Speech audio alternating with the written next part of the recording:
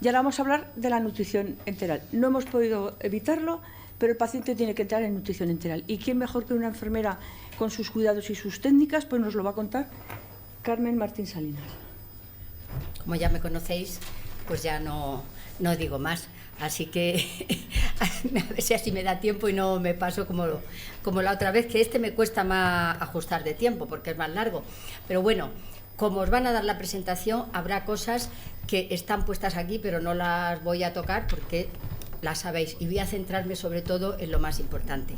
Y además en la presentación, al final de ella hay una parte que son puntos clave o cosas importantes o algo, no sé cómo lo he llamado, documentación de refuerzo o algo así, de cosas que son importantes pero que no me podía entretener porque no tenía tiempo para tanto.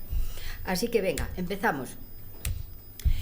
Aquí vamos a ver, esto es un tema muy variado y amplio, y entonces vamos a ver las vías de acceso, que las hay no invasivas y las invasivas, los elementos necesarios para la nutrición enteral, las fórmulas, vamos a ver un poquito de fórmulas para que veáis que no todos son iguales y las precauciones que hay que tener, las formas de administración y la administración de medicación por sonda, que eso es absolutamente importante y se cometen muchos errores ahí.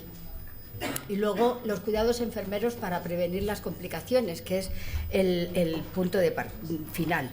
Entonces, yo me imagino que, sobre todo, muchas de vosotras que estáis trabajando en unidades de hospitalización y en consultas específicas, como me he enterado ahora, pues tenéis pacientes con nutrición enteral, sobre todo los que estáis en oncología.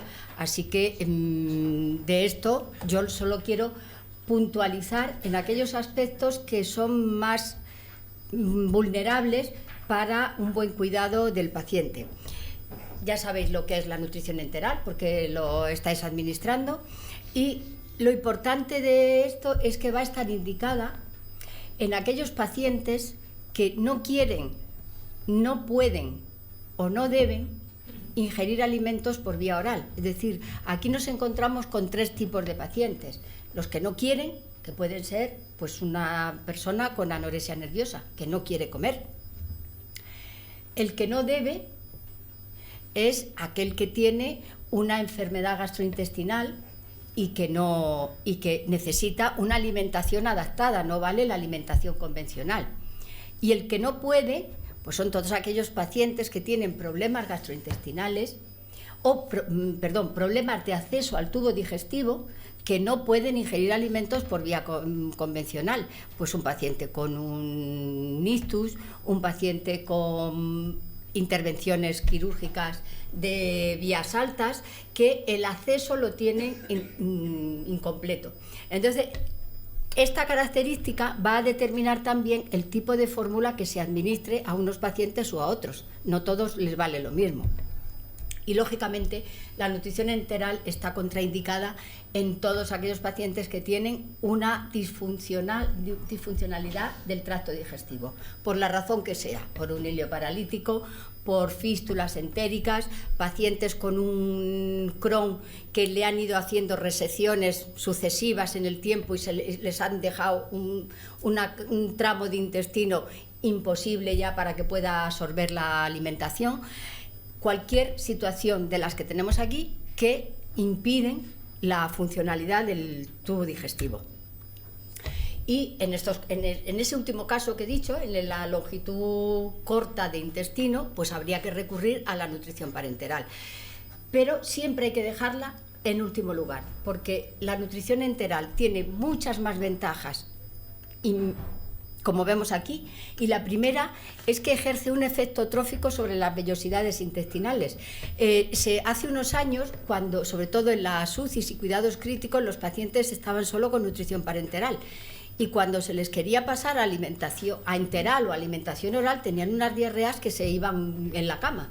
Y alguien, pues bueno, se investiga, lógicamente se dieron cuenta que ese tiempo de reposo intestinal había deteriorado las vellosidades intestinales y no había manera de que cuando se reanudaba la alimentación convencional no se toleraba. Entonces, actualmente ahora en las UCIs que es donde más se utiliza la nutrición parenteral, también veréis que están los enfermos con una pequeña cantidad de nutrición enteral mínima, para que a lo largo de las 24 horas esas vellosidades intestinales sigan trabajando, que no se queden completamente en reposo. Ofrece más seguridad porque con el uso de la nutrición enteral no hay un riesgo de infección tan elevado como ocurre con la nutrición parenteral, que tienes un catéter en la vía venosa y que te va a dar problemas. Y el resto de complicaciones también son de menor importancia. Las complicaciones metabólicas que se pueden producir con la nutrición enteral son mucho menos importantes. Al fin y al cabo se está utilizando la vía digestiva, que es la vía fisiológica para alimentarse. Y es menos costosa, lógicamente, también. O sea que hay que tenerlo en cuenta todo esto. Aquí tenemos un algoritmo de elección del criterio de cuándo utilizar la nutrición enteral, cuándo utilizar la parenteral y cuándo utilizar los suplementos. Ya le echáis un vistazo y siguiendo la flecha lo veis, no me detengo en ello porque lleva más tiempo. El acceso, como hemos dicho, se puede realizar a través de una sonda enteral o de una enterostomía. La sonda enteral, como todos sabéis, se puede situar en el estómago, en duodeno o en yeyuno. Y las vías quirúrgicas también se pueden utilizar, se pueden situar en duodeno, en yeyuno, en estómago, incluso en esófago, aunque ya veremos cuáles son las más utilizadas, la gastrostomía y la yeyunostomía. La gastrostomía a pacientes que necesitan una nutrición enteral prolongada en el tiempo, pero que tienen una funcionalidad completa del tubo digestivo, y la yeyunostomía, pues cuando esa funcionalidad no es completa.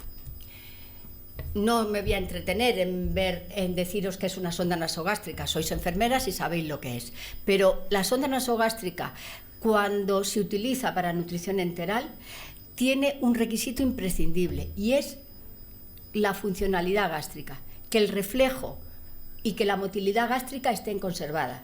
Eso es imprescindible porque si no, se administra la fórmula, se remansa en el estómago, se produce reflujo y puede producir broncoaspiración. Es imprescindible.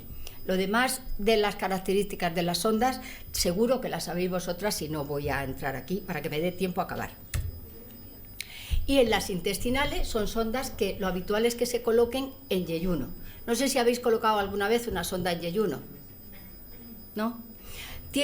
Este es el mayor problema que tienen las sondas cuando se colocan por la vía nasal, porque esa sonda llega al estómago y tiene que atravesar el píloro, y el píloro no se atraviesa de cualquier manera, porque está cerrado y se abre cuando quiere y demás. Entonces, además tenemos que nosotros la longitud de la sonda la vamos a medir hacia el estómago, la forma habitual de medirla, y luego se le añade entre 10 y 15 centímetros para calcular que llegaría a yeyuno, dependiendo de la talla del paciente. Los más bajitos menos y los más altos pues un poquito más. Pero ¿qué ocurre cuando se introduce esa sonda? Que hay que evitar que se forme un bucle en el estómago, no se puede introducir en su totalidad, sino que marcando las señales que tiene la sonda, nosotros hemos medido que para llegar a estómago tiene la tercera marca, por ejemplo, y para llegar a yeyuno hemos hecho una marca con esos 10-15 centímetros donde corresponda. Pero al introducirla, solo situamos la sonda, paramos la introducción cuando la sonda ha llegado a la marca que la sitúa en el estómago.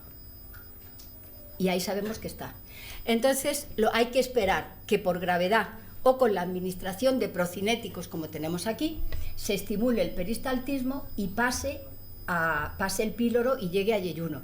Entonces, en ese caso, lo que se hace es que no se fija la sonda a la nariz, a ver si me explico y no lo dejo, sino que la sonda se deja el borde de la nariz, la marca que corresponde al estómago, y por fuera la marca hasta la marca del yeyuno, que correspondería, se sujeta ahí y esa parte de la sonda se queda libre, de tal manera que con el peristaltismo va pasando sola. Entonces lo que la enfermera tiene que hacer, después de haber puesto la sonda, es valorar periódicamente al paciente a ver cómo va avanzando esa sonda hacia el yeyuno, que se ve cómo va migrando. Y cuando llegue a la marca correspondiente al yeyuno, a la que habíamos dicho, aquí ya la sonda está en yeyuno, se fija en la nariz con el sistema habitual de fijación. Esa es la precaución. Y luego, por supuesto, antes de empezar la nutrición, a administrar la fórmula, hay que comprobar que radiológicamente está, seguro. Pero tenemos que, y se comprueba radiológicamente porque la sonda lo permite. Pero esa es la particularidad. Son difíciles de colocar, pero hay que tener un poquito de paciencia. ¿Qué inconvenientes tiene? Pues es antiestética, es incómoda, hay pacientes que se van a su casa y que no quieren irse con la sonda, es incómoda por el elemento de sujeción, se puede salir de forma accidental si el paciente tiene un poco de agitación o demás, y no está recomendada en pacientes con más riesgo de broncoaspiración, pues pacientes que no están con un nivel de conciencia completo, que tienen dificultad para mantenerse incorporados, y entonces en ese caso no conviene tener una sonda nasogástrica o nasoyeyunal.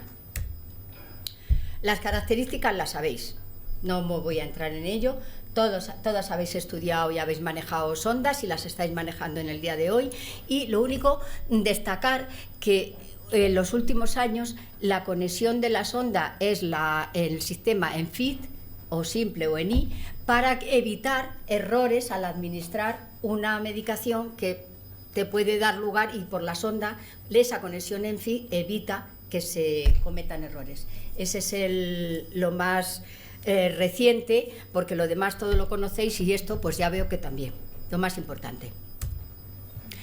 Las sondas también tienen un fiador, ya sabéis que son sondas finas, con un calibre muy pequeño, y llevan un fiador que facilita la colocación.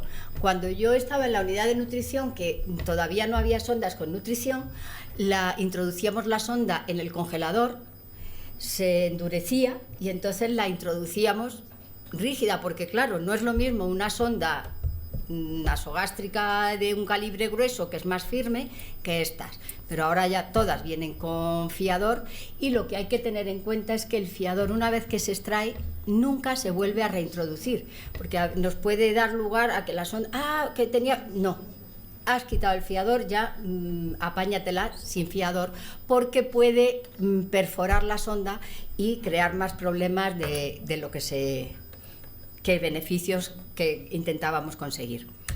Y aunque ahora ya no hay sondas, a veces tienen un lastre, que es de tusteno, que facilita el paso del píloro para colocar las sondas en yeyuno. Y aunque ahora iba a decir que se colocan también sondas que parece que no es tan necesario, hay controversia en cuanto a la opinión. Hay teorías o publicaciones que dicen que es mejor una sonda con lastre y otras que dicen que no es necesario. Bueno, si hay dificultad, pues el lastre, como es un peso que por gravedad pues tira más fácilmente, pero hay otras formas de que pueda pasar a yeyuno, como os he explicado. Y son radiopacas, como veis ahí está la sonda, esa está en estómago, pero que no es imprescindible que sea radiopaca para estómago, pero desde luego sí para yeyuno, para ver la colocación exacta, porque a veces cuando pasa el duodeno se va hacia el colédoco, o sea, antes de pasar al duodeno se va hacia el colédoco, y entonces no nos vale, Es importante, imprescindible siempre comprobación radiológica en una sonda colocada en yeyuno. Y la otra vía de acceso es la ostomía, que consiste en hacer un orificio en la pared abdominal y introducir la sonda.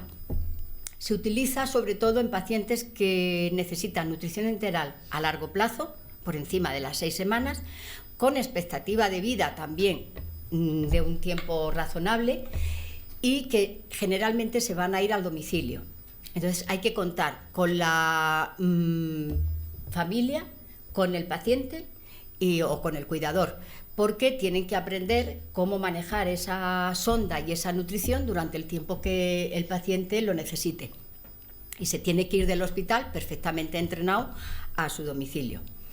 La más frecuente, bueno, os pongo aquí las las que hay, la gastrostomía puede ser quirúrgica, que si durante un procedimiento quirúrgico se coloca, y percutánea. Y la percutánea, la más habitual es la endoscópica, pero también se utilizan se realiza por radiología intervencionista. El tipo de sonda es diferente. Y las yeyunostomías igual, la quirúrgica durante acto quirúrgico y la percutánea. La más frecuente de todas es la gastrostomía percutánea o PEC, que como veis aquí en el dibujo, no sé si esto funciona, a ver, sí, como veis aquí en el dibujo, a ver dónde estoy, estaba por ahí y he perdido el...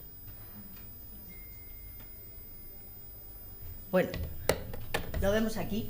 Se atraviesa, se realiza un orificio en la pared abdominal y también previamente se ha introducido una endoscopia por la boca hasta el estómago. Y entre las dos, a partir del endoscopio se extrae la sonda que sale a la pared abdominal y se queda fijada con una tope para que no salga del orificio, y tiene otro tope externo, es que ahí sí, ahí, vale, No, el rojo. Ah, claro, Nuestro Salvador, nuestro ¿Veis? Salvador. Tenéis este tope y este tope que queda, ¿ves? Esto me pasa a mí siempre, me pasaba mucho.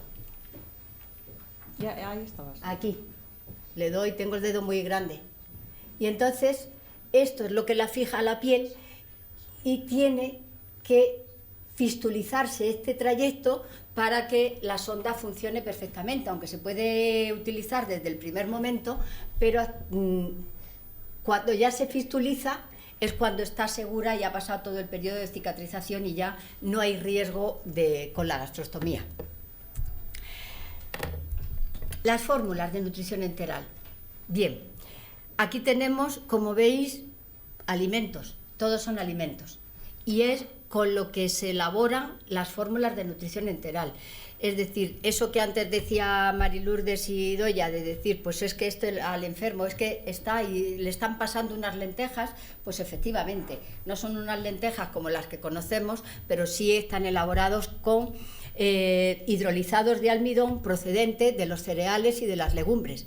Y también tienen aceite, utilizan triglicéridos procedentes del aceite y de la mantequilla, y las proteínas las mejores que hay, lógicamente, las proteínas del huevo y de la leche, la caseína, la albúmina, y en algunos también las proteínas de soja. Es decir, la fórmula es una fórmula completa, hidrolizada, homogeneizada, para que se pueda pasar por una sonda fina, pero tiene todos los nutrientes, porque todos esos alimentos que van a formar parte de la sonda incorporan también las vitaminas y los minerales que necesitamos, con lo cual es una fórmula completa que puede dar lugar, o el enfermo puede estar en esa situación alimentándose, nutriéndose por la vía enteral durante un montón de meses, todo el tiempo que necesite. Además, tenemos fórmulas que proporcionan 1 kilocaloría por mililitro y otras entre 0,5 y 1,5. Si tenemos un paciente que tiene un paciente cardíaco con una restricción de líquidos, pues lógicamente no se le puede dar el mismo volumen, pues se le da una fórmula que tiene 1,5 kilocaloría por mililitro, en menos volumen, más densidad energética. La osmolaridad pueden ser isoosmolares o hipertónicas. Actualmente todas las fórmulas llevan mezcla de fibra soluble o insoluble, al principio no tenían, y los pacientes se estreñían mucho o tenían esa sensación, y entonces se quejaban siempre de que estaban estreñidos. Claro, las deposiciones eran más pequeñas porque la fórmula no tenía residuo, pero la industria empezó a incorporar la fibra en las fórmulas y parece que da bien resultado. Y aunque habitualmente son líquidas, también nos podemos encontrar fórmulas en polvo. Con todo esto se clasifican en esas 4 categorías: poliméricas, predigeridas, especiales y modulares, dependiendo de cómo estén los nutrientes preparados para la administración en un lugar del intestino o en otro. Las poliméricas son las que tienen nutrientes intactos, por eso he puesto ahí la sonda colocada en el estómago. Es decir, un paciente que tiene el acceso al tubo digestivo interrumpido por cirugía, pero que su estómago funciona bien, el intestino tal, pues se coloca la sonda en el estómago y puede recibir una fórmula polimérica que tiene los nutrientes intactos. Los nutrientes intactos quiere decir que las proteínas están en forma de polipéptidos, que son cadenas largas, en triglicéridos y los hidrolizados de almidón, que eso necesita la acción digestiva del estómago para que se hidrolicen y pasen a absorberse. Las predigeridas son aquellas que tienen los nutrientes en forma hidrolizada, en forma que las proteínas se han convertido en aminoácidos, los triglicéridos se han convertido en ácidos grasos y el almidón se ha convertido en glucosa, de tal manera que no necesitan la acción digestiva para poder ser absorbidas. Lógicamente se utilizan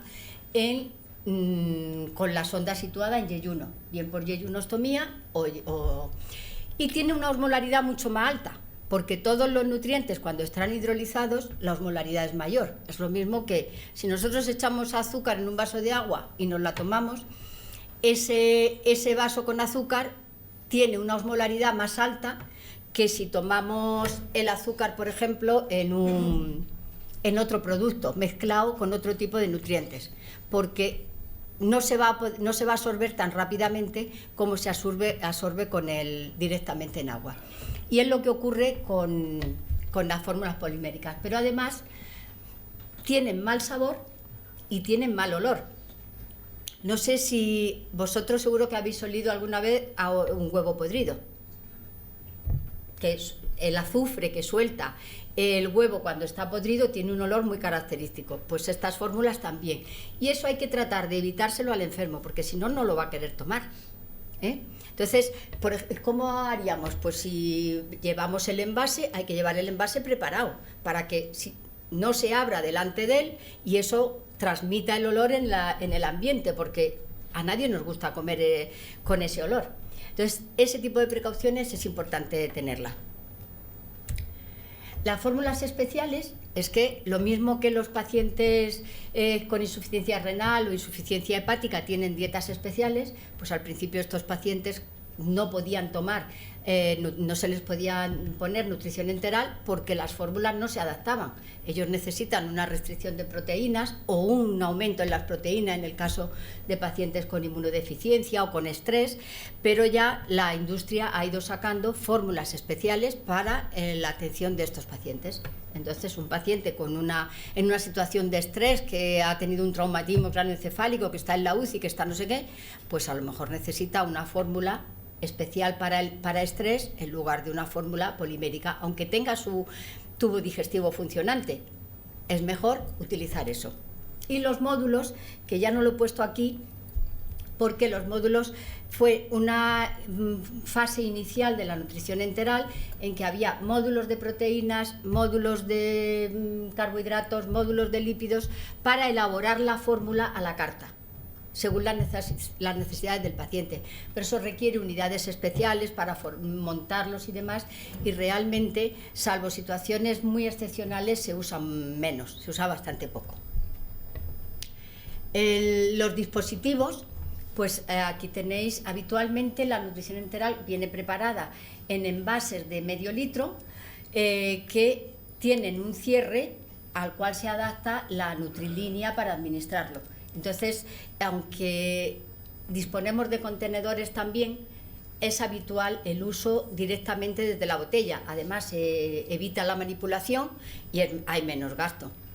Las líneas de administración, pues es una línea con un regulador por gravedad, igual que los de fluidoterapia, pero no es un cierre y una conexión en FI específica, que no la tienen los otros. Tenemos adaptadores y también se pueden utilizar las bombas cuando es necesario utilizar la bomba para su administración. Y las formas de administración,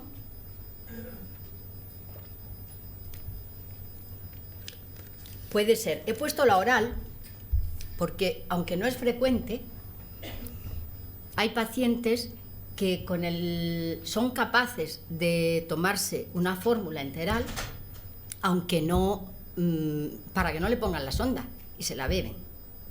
Lo quieren, sobre todo pacientes en consulta. Yo recuerdo una señora, cuando yo estaba de supervisora en la unidad de nutrición en La Paz, con un intestino corto, pero un intestino corto ya que tenía justita la fórmula. De hecho, luego hubo que pasarla para enteral. Pero estuvo un par de años con nutrición enteral, con una fórmula predigerida. Y ella todavía no se hacían gastrostomías y no quería la sonda. No quería la sonda porque no quería ir a su casa con la sonda y salir por la calle con la sonda. Y se tomaba sus vasos de fórmula predigerida, que sabía rayos, yo he probado, y las he olido y las he probado, pero ella tenía esa voluntad de hacerlo y lo hacía. Es decir, si un paciente se compromete, y lo hacía porque venía a la revisión, a la consulta y había ganado peso, o sea que eso no era del aire. Así que es una opción. Si un paciente quiere tomárselo por vía oral, pues, y se lo toma, pues es respetar lógicamente esa situación. Pero no es lo habitual, ¿eh? En general, los pacientes se les puede administrar con jeringa, en bolus, como sabéis, o por goteo, que puede ser gravitatorio o con bomba. Y dentro del goteo gravitatorio, pues hay muchas opciones, porque hay pacientes que lo tienen durante las 24 horas, de forma continua. Otros que lo tienen continuo solo por el día, otros que están continuo solo por la noche. Depende de las circunstancias y depende de muchas variables. O también puede ser un goteo continuo, pero, o sea, por gravedad, pero discontinuo, ajustando las horas varias veces al día y dejando periodos de descanso. Y también con bomba continuo durante las 24 o 12, 16 horas. La infusión en bolo, todas seguro que habéis administrado nutrición en bolo. Importante, la velocidad de administración. Porque cuando no se administra a la velocidad, se cae en el error de que estás con la jeringa y empiezas a empujar y se te va, porque es tan homogénea el líquido, es como los suplementos que hemos probado ahora, que a poco que te descuides se te va. Y no se debe de... si se administra tan rápido, se produce sensación de plenitud y se puede producir intolerancia a la fórmula. Por lo tanto, hay que tener en cuenta esa cantidad, esa precaución. Puede ser pesado, pero hay que intentarlo. Y hay que intentarlo, sobre todo, yo tuve a mi madre con una ELA y al principio tenía la gastrostomía con la sonda y le daba yo el bolo y decía, y ella me iba marcando la pauta, decía, ya no sigas. Entonces yo despacito y lo paraba. Entonces, aunque te dicen que sean entre 4 y 5 veces al día, pues a veces el paciente o el cuidador, si sabe bien lo que tiene que hacer, lo puede decidir. Pero nunca hay que dar normas rígidas, porque cada paciente es uno y eso hay que tenerlo en cuenta. Hay pacientes que toleran un poco mejor 500 mililitros y otros hay que darle solo 350. Y entonces, si le das 350, hay que dar más veces a lo largo del día. Y en el tiempo de administrar, pues procurar que no sea muy rápido para que no se sientan muy llenos desde el principio, desde el primer momento. Y porque si lo damos rápido vamos a tener este problema. Tienen náuseas, tienen vómitos, sensación de plenitud, regurgitación, diarrea, es decir, no lo toleran y no lo toleran. El mayor motivo es la administración rápida. Y hay ahí una tercera opción, que es la migración de la sonda a duodeno y yeyuno. Y quiero aprovechar este momento porque esto tiene que ver, una sonda nasogástrica no migra a duodeno ni a yeyuno, pero una gastrostomía sí puede migrar. Y las gastrostomías, la PET, es difícil porque tiene su barrera de protección externa. Pero las gastrostomías quirúrgicas no tienen esa barrera. Y aunque me adelante ahora a las gastrostomías, esto es importante tenerlo, porque las gastrostomías quirúrgicas utilizan una sonda de gastrostomía muy parecida a la sonda vesical, pero más pequeña. que tiene un globo, que es lo que evita que atraviese de dentro a fuera, y ese globo hay que inflarlo con la cantidad de líquido que pone el fabricante, nunca con más. Y porque si admite 5 mililitros y se ponen 10, ese globo va a flotar en el estómago y es lo que hace que pueda migrar. O sea que es muy importante, es sumamente importante que se respeten esas normas, que parece una tontería, que a veces dice, bueno, pues no, total, ¿qué más da 5 que 7? ¿O qué más da 7 que 10? Pues no, pues si yo tengo esta costumbre, pues a la sonda vesical le pongo esto, pues no. Hay que respetar la indicación del fabricante de la sonda, porque migra. Y no solo que migra a yeyuno, el problema es que si el volumen no es capaz de atravesar el píloro, se encaja en el píloro y ya ahí se queda, con lo cual el estómago empieza a rebosar, y el enfermo empieza a vomitar, con el riesgo de hacer una broncoaspiración si no está plenamente consciente. Es decir, que no es que migra y bueno, pues la fórmula le llega a yeyuno, no, es que normalmente se enclava en el píloro y eso obliga a cambiar la sonda, a que ponérsela de otra manera, el enfermo que lo pasa mal, que se puede broncoaspirar, etcétera, etcétera, etcétera. Hay que tener cuidado. Cada enfermera tenemos nuestra forma de trabajar y somos muy recelosas de hacer las cosas como nosotros creemos, pero en algunas situaciones tenemos que dejarnos guiar por aquello que nos dicen o una compañera, el mirar las instrucciones de esto o lo que dicen los protocolos. Que ahí pecamos todas, yo la primera, aunque llevo muchos años sin ser asistencial, pero me ha tocado cuidar a padres y suegros y demás, y es que yo hago esto así y a mí me sale bien así. Pues depende, hay que ver y hay que tener ese poquito de humildad y decir, bueno, voy a ver si esto que hago yo, que me ha dado resultado toda la vida, me sigue dando resultado de ahora en adelante, ¿eh? Es importante porque he visto varios casos de esos. Y he visto varios casos de los pacientes que se ponen realmente malísimos, precisamente porque la sonda estaba enclavada. Bien, la infusión por gravedad, pues, ¿qué problema tenemos aquí? El control de la velocidad, que la ruedecita, a veces, si la ponemos muy arriba, no cae, y si la bajamos un poquito, cae a chorro. Si no cae, se enlentece, no cubre las necesidades, el paciente no está recibiendo todo lo que necesita, se va demorando, tal. Y si pasa demasiado deprisa, pues la náusea, la intolerancia digestiva, la sensación de plenitud y demás. Entonces es importante que eso lo tengamos en cuenta a la hora de ajustar.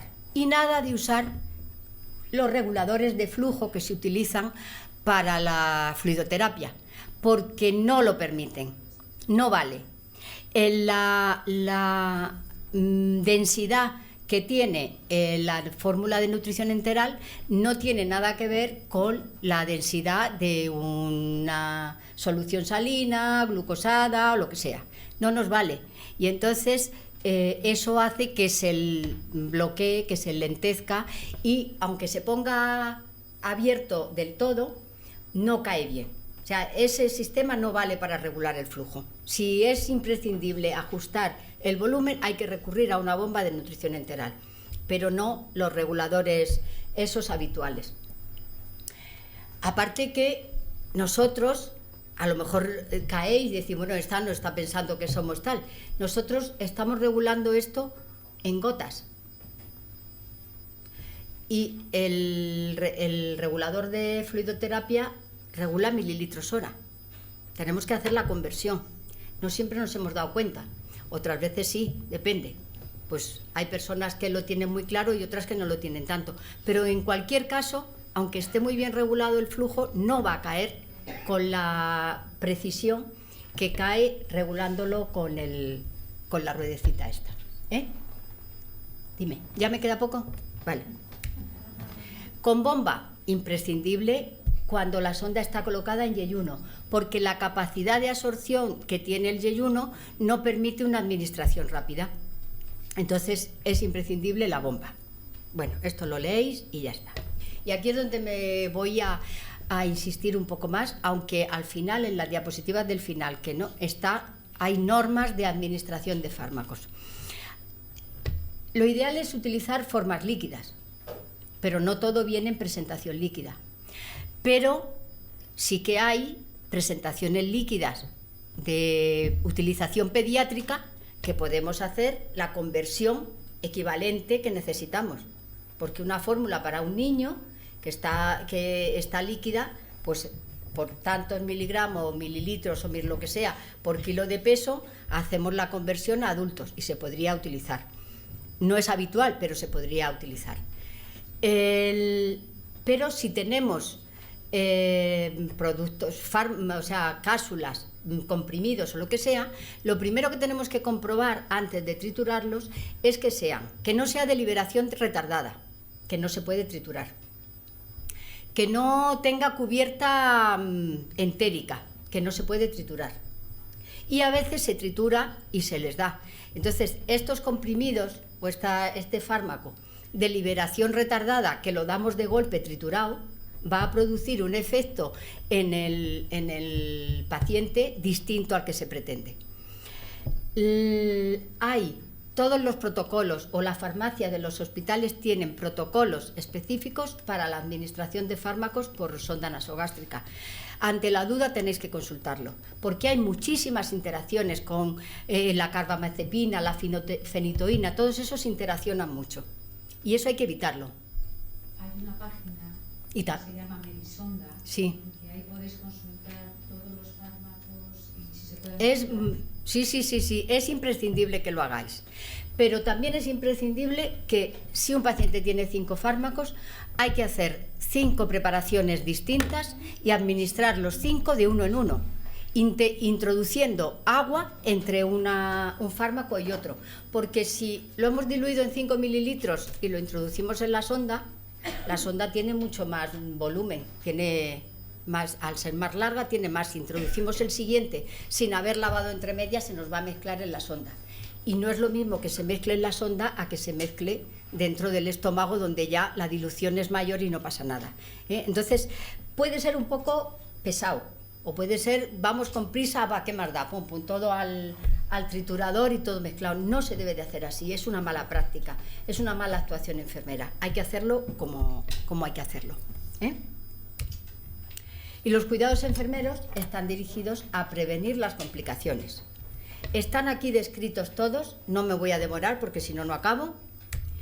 Complicaciones de las ondas, de las ostomías, las complicaciones del eritema es muy frecuente, los cuidados que tienen que tener la ostomía. Una cosa importante es la ostomía, que no sé si lo sabéis bien o si lo habéis manejado.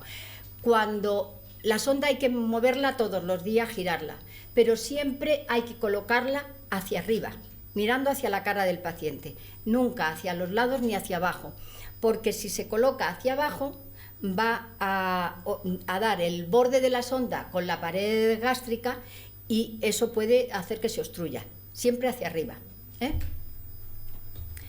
Y así, lo fundamental. Si el recambio, eso está protocolizado y ya lo veis y lo leéis aquí. Complicaciones gastrointestinales, tenemos el estreñimiento. Está descrito qué podemos considerar el estreñimiento. Si de 1 a 3 deposiciones, con un volumen pequeño, con poca agua, con más agua y demás. Y lo mismo la diarrea. Y lo que habría que hacer en cada caso. Y una cosa importante aquí, no tenemos... que yo quería, es valorar el residuo gástrico. Sobre todo, valorar el residuo gástrico.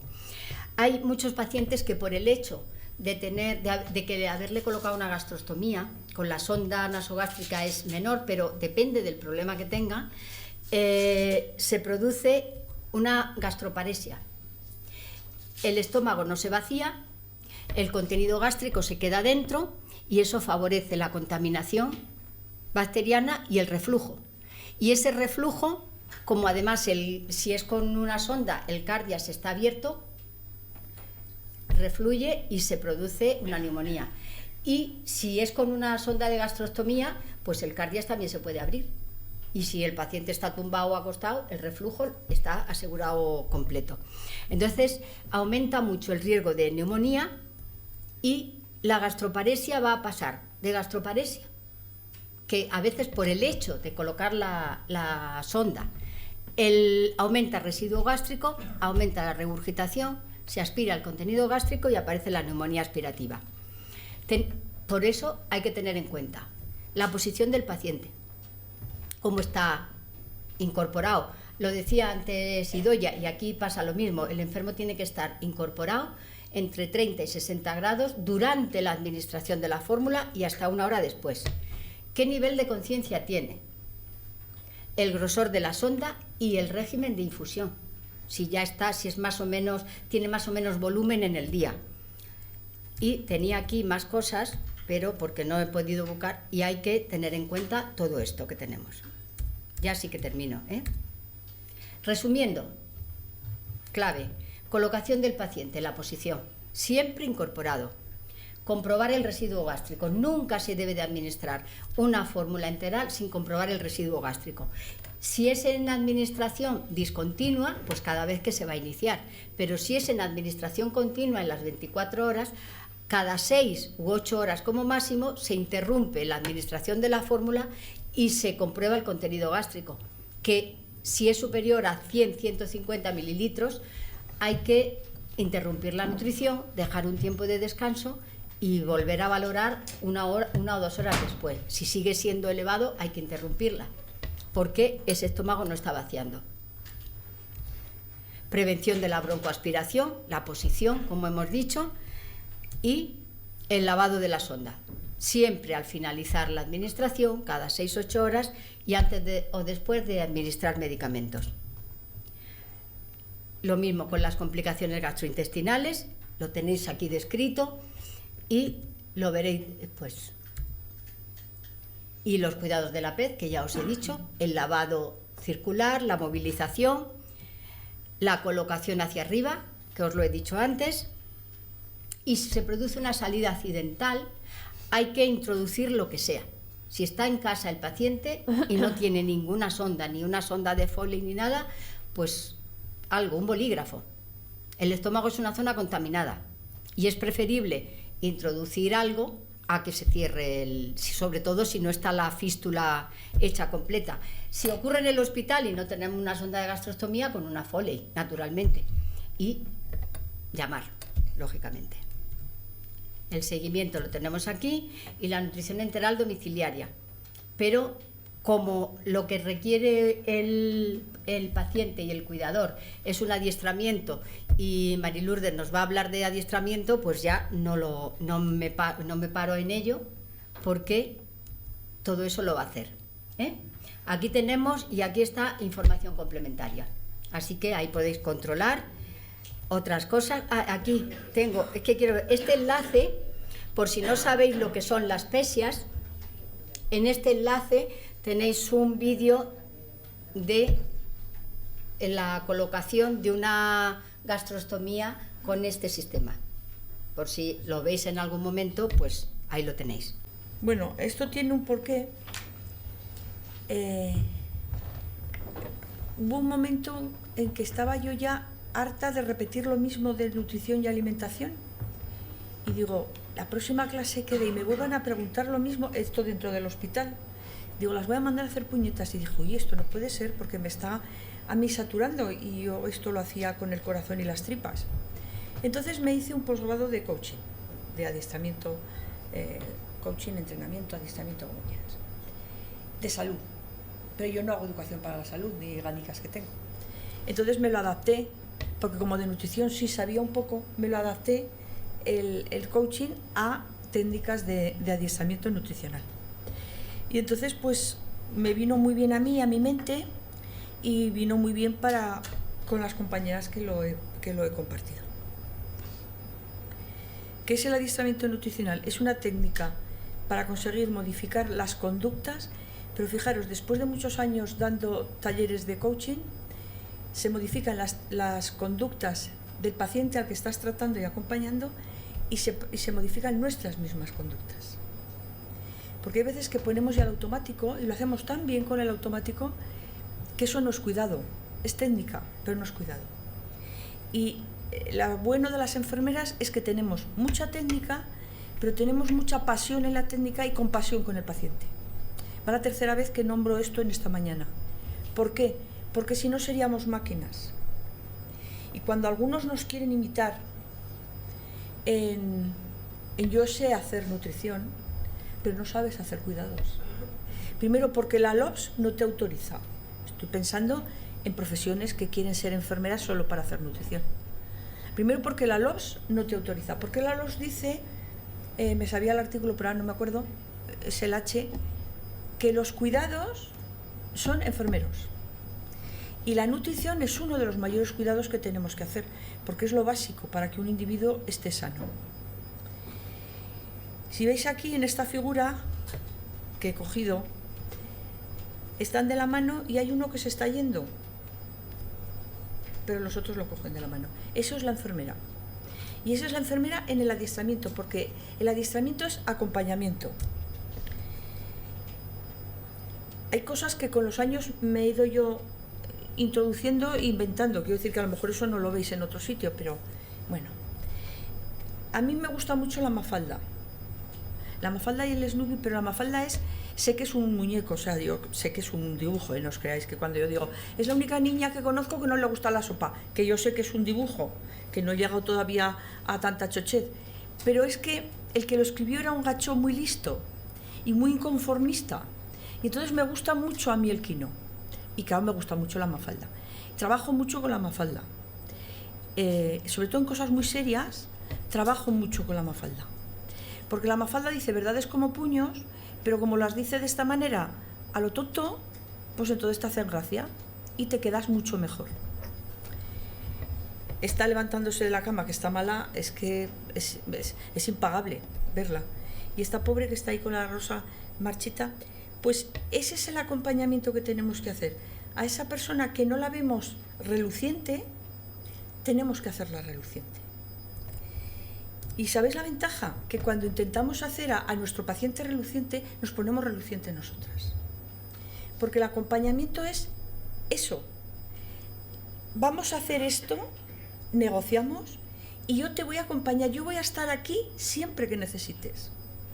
Mi profesora de coaching, que era, vamos a dar una persona pequeñica, rubia, delgadica, o sea, de cuarto y mitad, decía, siempre se pregunta el personal por qué se hacen las cosas. Y eso en coaching es una pregunta débil. Hay veces que los porqués no nos importa. Tenemos que saber siempre el para qué hacemos las cosas. Javi, yo me voy a derretir.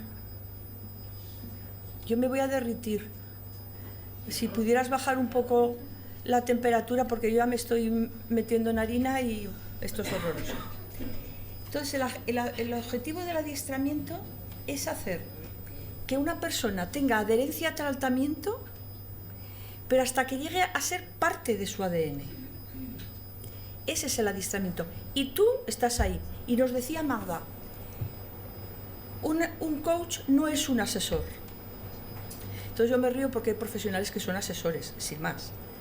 Un asesor, tú le dices que quieres nadar y te dice, pues mira, en la calle Serrano hay una piscina que el agua siempre la tienen a 36,2. No sé cómo tiene que ser el agua de las piscinas porque no está nunca en agua caliente.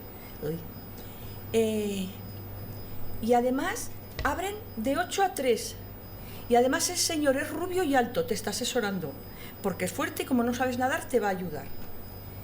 El coach se tira a la piscina y te dice, yo sé nadar mejor que nadie. Yo sé nadar. Tírate y vas a aprender conmigo. Pero tú estás mojado.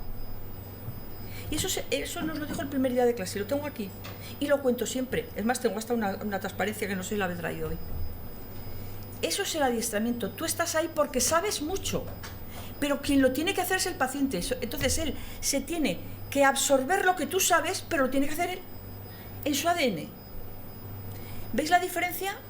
Entonces ya sabemos para qué estamos. El por qué no lo sé. Pues una estará porque le gusta, otra será porque es lo único que le han ofrecido. Yo qué sé. Pero sí que el para qué es para todas igual.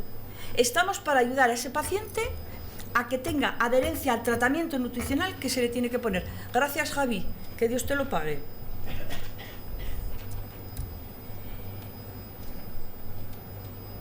Pero entonces, claro, es muy bonito porque hay que practicar conocimientos, habilidades y actitud. La actitud es fundamental. La cara con que tú tienes que presentar, voy a coger los suplementos nutricionales orales, que es de lo que he hablado. La cara con que tienes que presentar esto. Idoia nos decía, y podéis el café, y hacéis y la cara, yo me he tomado mi café que me ha sabido a flan de café. Bueno, eso lo dice todo. Y lo que os decía esta mañana yo, esto dicen que parece a... Eso no es adiestrar. Nunca vas a conseguir nada que alguien meta en su ADN si no se lo presentas bien. Y luego conocimientos. Mirad, se ha puesto muy de moda hacer coaching nutricional los psicólogos. Me parece muy bien, están muy capacitados para hacer coaching. Coaching nutricional no lo sé, como le dije yo una vez a la Álava Reyes, una psicóloga muy famosa que habla mucho en la radio. Le dije, es que todos los psicólogos, cuando habláis de nutrición, ponéis los mismos ejemplos de gordos y de diabéticos. Y además, como no conocéis la obesidad y no conocéis la diabetes, los decís mal los ejemplos. Entonces, para hacer coaching nutricional hay que saber mucha nutrición y después ser experto en coaching y tener sentido común. Que eso también falta mucho. Las enfermeras tenemos bastante. Y luego, claro, el adiestramiento nutricional, cuando sabes nutrición y sabes adiestramiento y acompañamiento, trabajar por competencias. Todas las que estamos aquí somos competentes, pues somos facultativas. ¿Os ha pasado a vosotros en alguna planta que ante una secretaria dice, ¿está el facultativo? Yo siempre decía, sí. Levantaba la mano. No me refiero al médico. Bueno, te has preguntado facultativo. ¿Quieres decir un profesional que ha hecho la carrera en facultad? Pues te levanto el dedo porque he hecho la carrera en facultad. Ya está. Y las dejas planchadas a las listas estas. O listos, que hay de todo. Esto es como la Montero, es todas, todos. El adiestramiento nutricional es un conjunto de saberes. Pero lo primero hay que saber ser. Y nosotros sabemos ser enfermeras, porque nos creemos que somos enfermeras. Hay que saber estar, hay que saber, porque no consiste en que sepamos mucho y lo soltemos. Hay que saber mucho de lo que queremos soltar para lo que necesita ese paciente. Hay que saber hacer y sobre todo hay que saber decir. Porque ¿os ha pasado a vosotras que has entrado a ver a un paciente, se ha marchado el médico y cuando has vuelto tú a hacer cualquier cosa te preguntan, señorita, ¿qué me ha dicho el médico que tengo? ¿Te ha pasado alguna vez? O sea, como 22, no, así estaba la plaza. ¿No era eso unos del 1-2-3? Uy, qué mayores que somos, menos mal que veo que hay gente ya que tiene trienios aquí. Fijaros, la primera clase que fui a coaching dije, esto lo voy a hacer yo bien, porque soy enfermera. Y sin saber nada, os dije que era la que mejor estaba y la que mejor lo hacía, porque el coaching nutricional es el PAE. No me lo dijeron, lo he descubierto. Porque mira, hacer coaching nutricional tienes que tener la actitud de ser, que es el deseo y la capacidad de hacerlo. Tienes que tener los conocimientos de saber qué, por qué, para qué y hacerlo además. Porque hay así de gente, no, yo sé, coño, pero si no lo haces no me sirve. Perdón. Y luego hay que tener habilidades de hacer y de cómo hacerlo. Y los cuidados enfermeros es esto. Es la actitud de ser enfermera, del deseo y de la capacidad de hacerlo, somos competentes, el conocimiento de saber qué, por qué, para qué y cómo hacerlo, y las habilidades de hacer. Y de hacer haciendo. Porque claro, yo estoy de gente que hace hasta aquí, pero cuando hacen haciendo conozco menos.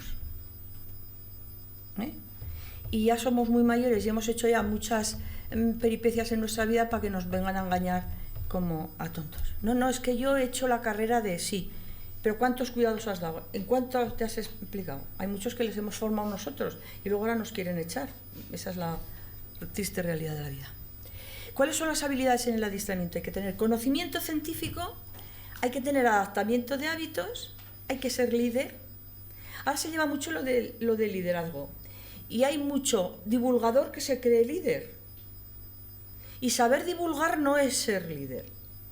Ser líder es el que tiene, en un equipo es uno más, pero es el que empuja cuando se necesita empujar, pero también arrastra cuando se... O sea, un líder nunca está sentado, un líder está sentado, pero sabe que se tiene que bajar a veces a empujar y otras veces a tirar. Eso es un líder. Y eso lo hace la enfermera. Porque el paciente te viene una semana seguida muy bien. Eso con los trastornos de la conducta alimentaria se ve mucho. Te viene 2 semanas muy bien y te viene una tercera, pero hecha añicos. Entonces tú has estado tirando muy bien, pero ahora tienes que bajar y empujar. Pues si no, no se mueve. Y entonces eso lo tienes que haber estudiado y haberlo vivido y haberlo implementado dentro de tu cabeza. Y eso es un líder. Un líder regula las emociones, y muchas veces que te dan ganas de mandar a hacer puñetas al paciente, a la familia del paciente. A mí a la familia del paciente no me da pena hacerlo. Los mando, si tengo que mandarlo, sálgase fuera, haga un poquito de ganchillo y cuando terminemos sale. Y sobre todo si son padres de trastornos de la conducta alimentaria, a esos los mando a hacer ganchillo siempre. Un señor me vino una vez con ganchillo y dice, es que me ha dicho un amigo mío que nos manda a hacer ganchillo. Vale, pues ya está, ya lo tiene comprado. Luego hay que pactar muy bien, saber negociar, porque hay que pactar unos resultados que esperas conseguir, pero pactarlos con los resultados que al final de la evaluación vas a obtener. Y cuando los resultados obtenidos coinciden con los resultados esperados, ese paciente está para el alta. Que después se le sigue viendo, otro empujocico, otro tironcico, pero ya está para el alta. Mientras no coinciden objetivos, resultados esperados con resultados obtenidos, no se puede hacer una evaluación final. Y luego volver a empezar sin resentimiento. A mí cuando me decía una madre de una criatura, me decía, es que me gusta porque tú nunca tiras la toalla. Digo, es que yo no conozco a ninguna enfermera que trabaje con toalla. Entonces no podemos tirar porque no trabajamos con toalla. Trabajábamos con cofia y nos la quitamos, o sea que... Pero muy corriendo además. Porque nos faltaba decir señorito con aquellas cofias que nos ponían. Menos mal que entré en la UCI y nos poníamos la gorra esa. Con lo cual ya no tuve que ponerme la cofia. Aunque tengo una foto bien maja, con una cofia. ¿Y cuáles son las habilidades en el adiestramiento? Luego voy a ir más deprisa. Pues hay que tener conocimiento científico, lo que os he puesto de los psicólogos, ponen ejemplos de gordos y de diabéticos. Hay que hacer adaptación de hábitos. A una persona que se come 10 cosas dulces todos los días, no le puedes decir, no, es que usted es diabético y no puede probar el dulce ya. Se lo tienes que decir así, pero le tienes que empezar a engañar. Usted se come 10 chocolatinas de azúcar, pues ahora vamos a empezar por 9. Se come 5 onzas de chocolate, vamos a empezar por 1 y además la lleva por la boca. Y le das trucos y lo trabajas con él y lo preparas. Y tú no eres vegano, pero estás fatal de proteína, pues vas a tener que empezar a comer pollo o huevos o leche. ¿Y cuánto pollo voy a comer? Pues dame tu mano. Mira, esta palma de pechuga de paz. Pero ya le estás diciendo una medida y una cosa donde atenerse. Y luego además, una cosa importante es que cuando nosotros hemos conseguido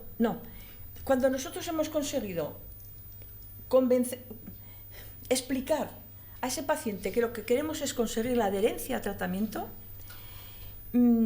es cuando ya podemos empezar a vislumbrar cómo van a ser los resultados. A mí una chica que era atleta, campeona de España, de una especialidad muy rara para las chicas, pero que que es olímpica. Estuvimos las 3 primeras sesiones de la consulta y vino la tercera y me dijo, vengo contentísima, lo estoy haciendo todo muy bien, me lo has explicado muy bien y lo he entendido muy bien y estoy contentísima. Y dije, dice, ¿ahí no te alegras? Digo, no porque estás cantando victoria ya. Y yo que llevo ya mucho recorrido, te digo que estas alegrías, cuando te caigas estarás en la misma mierda. ¿Y entonces qué haremos? Pues nada, lo mismo que ahora. Ni me alegro, ni me tiraré al Ebro. Seguiremos para adelante, porque trabajamos sin toalla. Pero esto te lo tiene que ver el paciente, que te sale de las tripas, que te lo crees cuando lo estás diciendo. Un coach tiene que hablar con las tripas. Una enfermera coach tiene que hablar con las tripas, tiene que hablar lo que se cree. Y si no te lo crees, no lo cuentes. Quédate en tu casa y explica, piénsate tú cómo le puedes explicar eso de forma que te lo creas. Porque con los ojos hablamos. Un paciente cuando le miras a la cara sabes si te está mintiendo. pues el paciente sabe cuándo le estás mintiendo tú o cuando le estás hablando de manual, que solo ha leído, se leen 4 cosas de coaching y ala, ponen una consulta. Y además se colocan en LinkedIn y dicen seguimiento y preparo coaching de profesionales para empresas, pero hay uno que pide trabajo y no le dice aquí estoy yo.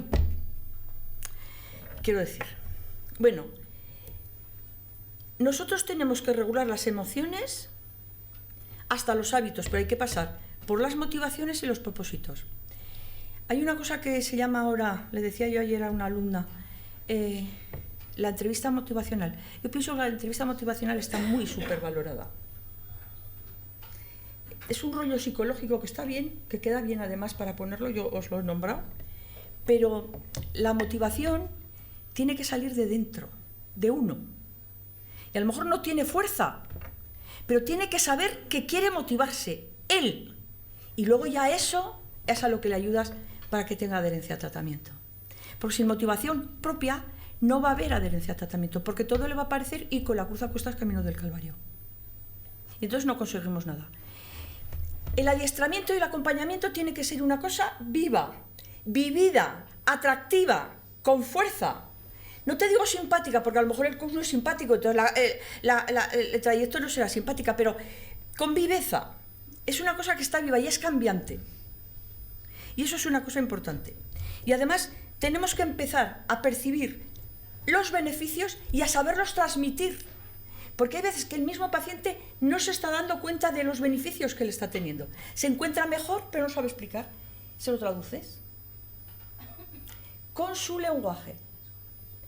Mira, las emociones básicas es una cosa importante. Aquí la Mafalda está cagándose en su padre y aquí la tienes en un columpio loca perdida de la alegría. Esto es un paciente.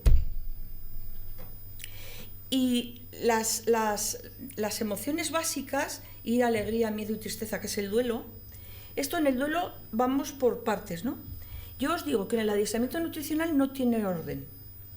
Y yo he tenido pacientes que, pues, bueno, ¿y por qué? ¿Qué pasa aquí? Que viene a la consulta. Pues es que me han dicho que estoy gorda, que me tengo que operar de las rodillas y que mientras no me quite kilos, pues no me van a operar. Y me han mandado aquí que dicen que sabe mucho de nutrición usted. Yo decía, Mari Lourdes, no te hagas ilusiones porque esta no va a querer hacer la dieta. Porque la han mandado y va con la cruz a cuestas camino del Calvario. Y sin embargo venían algunas y decían, ¡ay, qué alegría que me da conocerla! Porque yo la veo en la tele. Pero no me habían dicho, me han dicho que venía a esta consulta, porque es que, mire, le he dicho al médico que a ver si me puedo quitar unos kilos, porque me tienen que operar de la rodilla y yo sé que si no me quito kilos, después no podré hacer los ejercicios. Esta sí que va a adelgazar. Porque viene ella. Y se lo ha pensado ella. Y el tratamiento ya lo lleva metido. Y adherirse va a ser muy fácil. Cuando tú das una mala noticia a un paciente con una patología, lo primero que puede venir es la ira. Pero hay veces que es la alegría, porque a lo mejor le dices, pues mire, está con un principio de diabetes, pero no está muy desarrollada, podemos empezar, o disfagia, vamos a con los de disfagia. Pues mire, empieza con atragantamiento bien, pero yo creo que va a seguir adelante porque haremos una rehabilitación, le haremos unos ejercicios, tal. Entonces dice, ¡ay, qué bien, qué alegría! Porque yo pensaba que me iban a quitar la comida, que me iban a dar todo de purés. Pues ahí trabajas mejor porque ya, por seguir el ejemplo que hemos estado trabajando esta mañana, porque te agarras, ya tú, enfermera, te agarras a una cosa que a ella le gusta. Y cuando lleve 10 días que no se puede comer una uva ni una mandarina, pues le entrará una ira y una mala leche tremenda, pero tú eso también lo vas a capear. Y le dices, pero fíjate, podrás comer. Porque tú imagínate que ahora solamente pudieras comer puré de patata con muslo de pollo batido. Que eso es lo máximo que se da y entonces es lo que más poca alegría puede dar. Luego entra un proceso de miedo y entra una tristeza. A veces entra la tristeza y después el miedo. Quiero decir que estas emociones básicas no nos importa el orden en el que vengan, pero tenemos que estar preparadas porque van a venir las 4. Siempre, indefectiblemente. Y unas duran un tiempo y otras duran un tiempo. Un hermano mío se murió, un hermano médico, tengo 2 hermanos, uno de ellos médico se murió, le dio un ictus, un ictus, ni tuvo disfagia ni nada, se comió unos filetes de ternera, que para qué, tan ricamente. Hizo un fracaso renal agudo y se murió. Y él preguntaba, ¿qué creatinina tengo? Cuando entraban por la mañana, preguntaba, ¿qué creatinina tengo? Porque hablaba mal. Bueno, pues mi cuñada, cuando se quedó viuda, lo primero que empezó es una ira tremenda contra todos, contra su marido, contra su familia, contra sus hijos, contra sus cuñados. Tenía ira, solo ira. O sea, estaba cabreada. Y le costó 3 años salir del cabreo. Y ella misma fue saliendo. Bueno, esto os lo digo que lo he vivido no desde el punto de vista profesional, sino humano. Y esto se da en pacientes. Cada uno tiene su ritmo de salir. Lo que sí tenemos que ver es que las emociones primarias van a salir todas y las secundarias en patologías casi nunca. Y hay 2 emociones que a mí me gustan mucho, pero que no las cuento nunca, que son básicas pero culturales, que es el asco y la burla. Y pongo siempre el mismo ejemplo. Si a mí me invitáis a un viaje a Filipinas y me reciben con unos grillos fritos, pues yo me muero allí mismo muerta. Y allí, sin embargo, los filipinos me están dando lo mejor del mundo, o en México, lo mejor del mundo porque es su cultura. El asco y la burla, a mí ahora me dices, oye, que estás gorda, pues sí, y he estado más, pero ahora estoy menos. Quiero decir que yo me es igual, pero hay otras personas que eso es un agravio. La burla y el asco no se puede controlar. Eso no nos vamos a encontrar con los pacientes. Y sí, a lo mejor cuando tenemos que poner unas dietas, depende de lo que sea. Os he contado esto esta mañana, con lo cual no lo voy a repetir. Pero esto que en comunicación los periodistas, para ellos es tan importante, en el adiestramiento nutricional es fundamental. Os lo he contado en los suplementos porque los suplementos, el adiestramiento nutricional es muy importante cuando lo queremos introducir. ¿Dónde come? Si a una persona la vas a poner a dieta, tienes que saber dónde come, cómo come, si come de pie, si come en la cocina, si come frío, si come caliente. Decía alguien, no la veo ahora, por ahí estaba, el caldo esto se puede, si está caliente se puede, tú eras, el caldo se puede caliente. Pues si preguntas eso es porque a ti la sopa te gusta caliente, por ejemplo. Entonces yo tengo que pensar que si preguntas eso es porque te gusta. Pues yo tengo que explicarle a ese paciente que sí, pero que si está un poco templado, al ser de distinta consistencia te va a parecer menos malo si está menos caliente. Quiero decir, para evitar el pasarnos nosotros de cómo presentar las cosas. Quiero decir que tenemos que saber todas esas. Y los planteamientos que sean específicos que nos tenemos que hacer nosotros para ese liderazgo de cuidados tiene que ser la nutrición emocional, que no es lo que venden por ahí del mindfulness, no. O sea, a una persona, yo es que perdonadme si hacéis mindfulness, todos mis respetos y todo mi cariño, pero yo no me imagino entrenando a una persona para decirle, y ahora estoy comiendo la uva, y ahora tengo que masticar porque ahora me entra el agua y ahora me entra azúcar y esto es un nutriente. Esto es lo que nos hacen ver, ¿no? La nutrición emocional es, voy a comer cosas que no me gustan y preparas a ese paciente para lo que va a comer que no le gusta. Pues si tienes que meter proteína animal y no está acostumbrado, por ejemplo. Esa es la nutrición emocional, es preparar la mente para que tenga una adherencia a tratamiento. La dieta personalizada, yo tengo la dicha de ser amiga del profesor José Ordeoas, que él ha empezado mucho con la nutrición personalizada. Es verdad que bioquímicamente la nutrición personalizada es que te estudian y ven qué nutrientes te hacen a ti más efecto que otra cosa.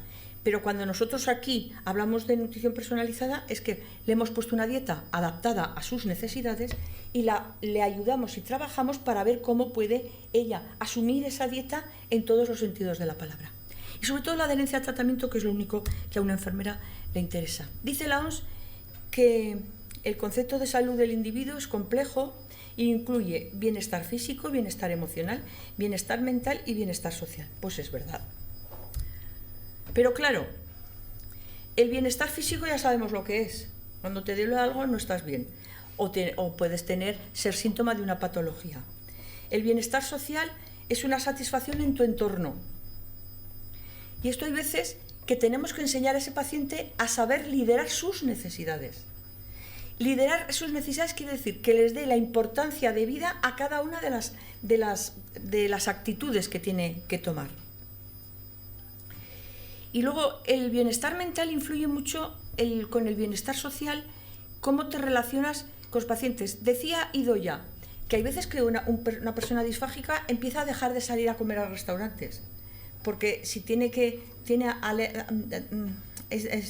alteración ante sólidos y líquidos, ¿qué pide? ¿Cómo pide? Que va a decir, oiga, un puré de brécol, pero bien espeso. Le da vergüenza, no se lo come.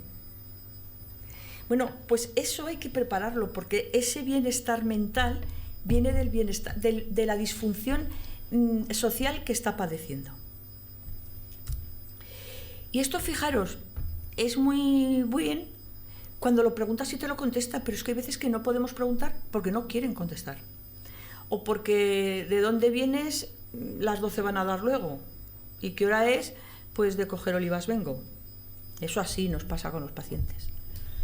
Mira, las características de una enfermera coach es que tiene que ser líder, como yo os decía, que unas veces empuja y otras tira.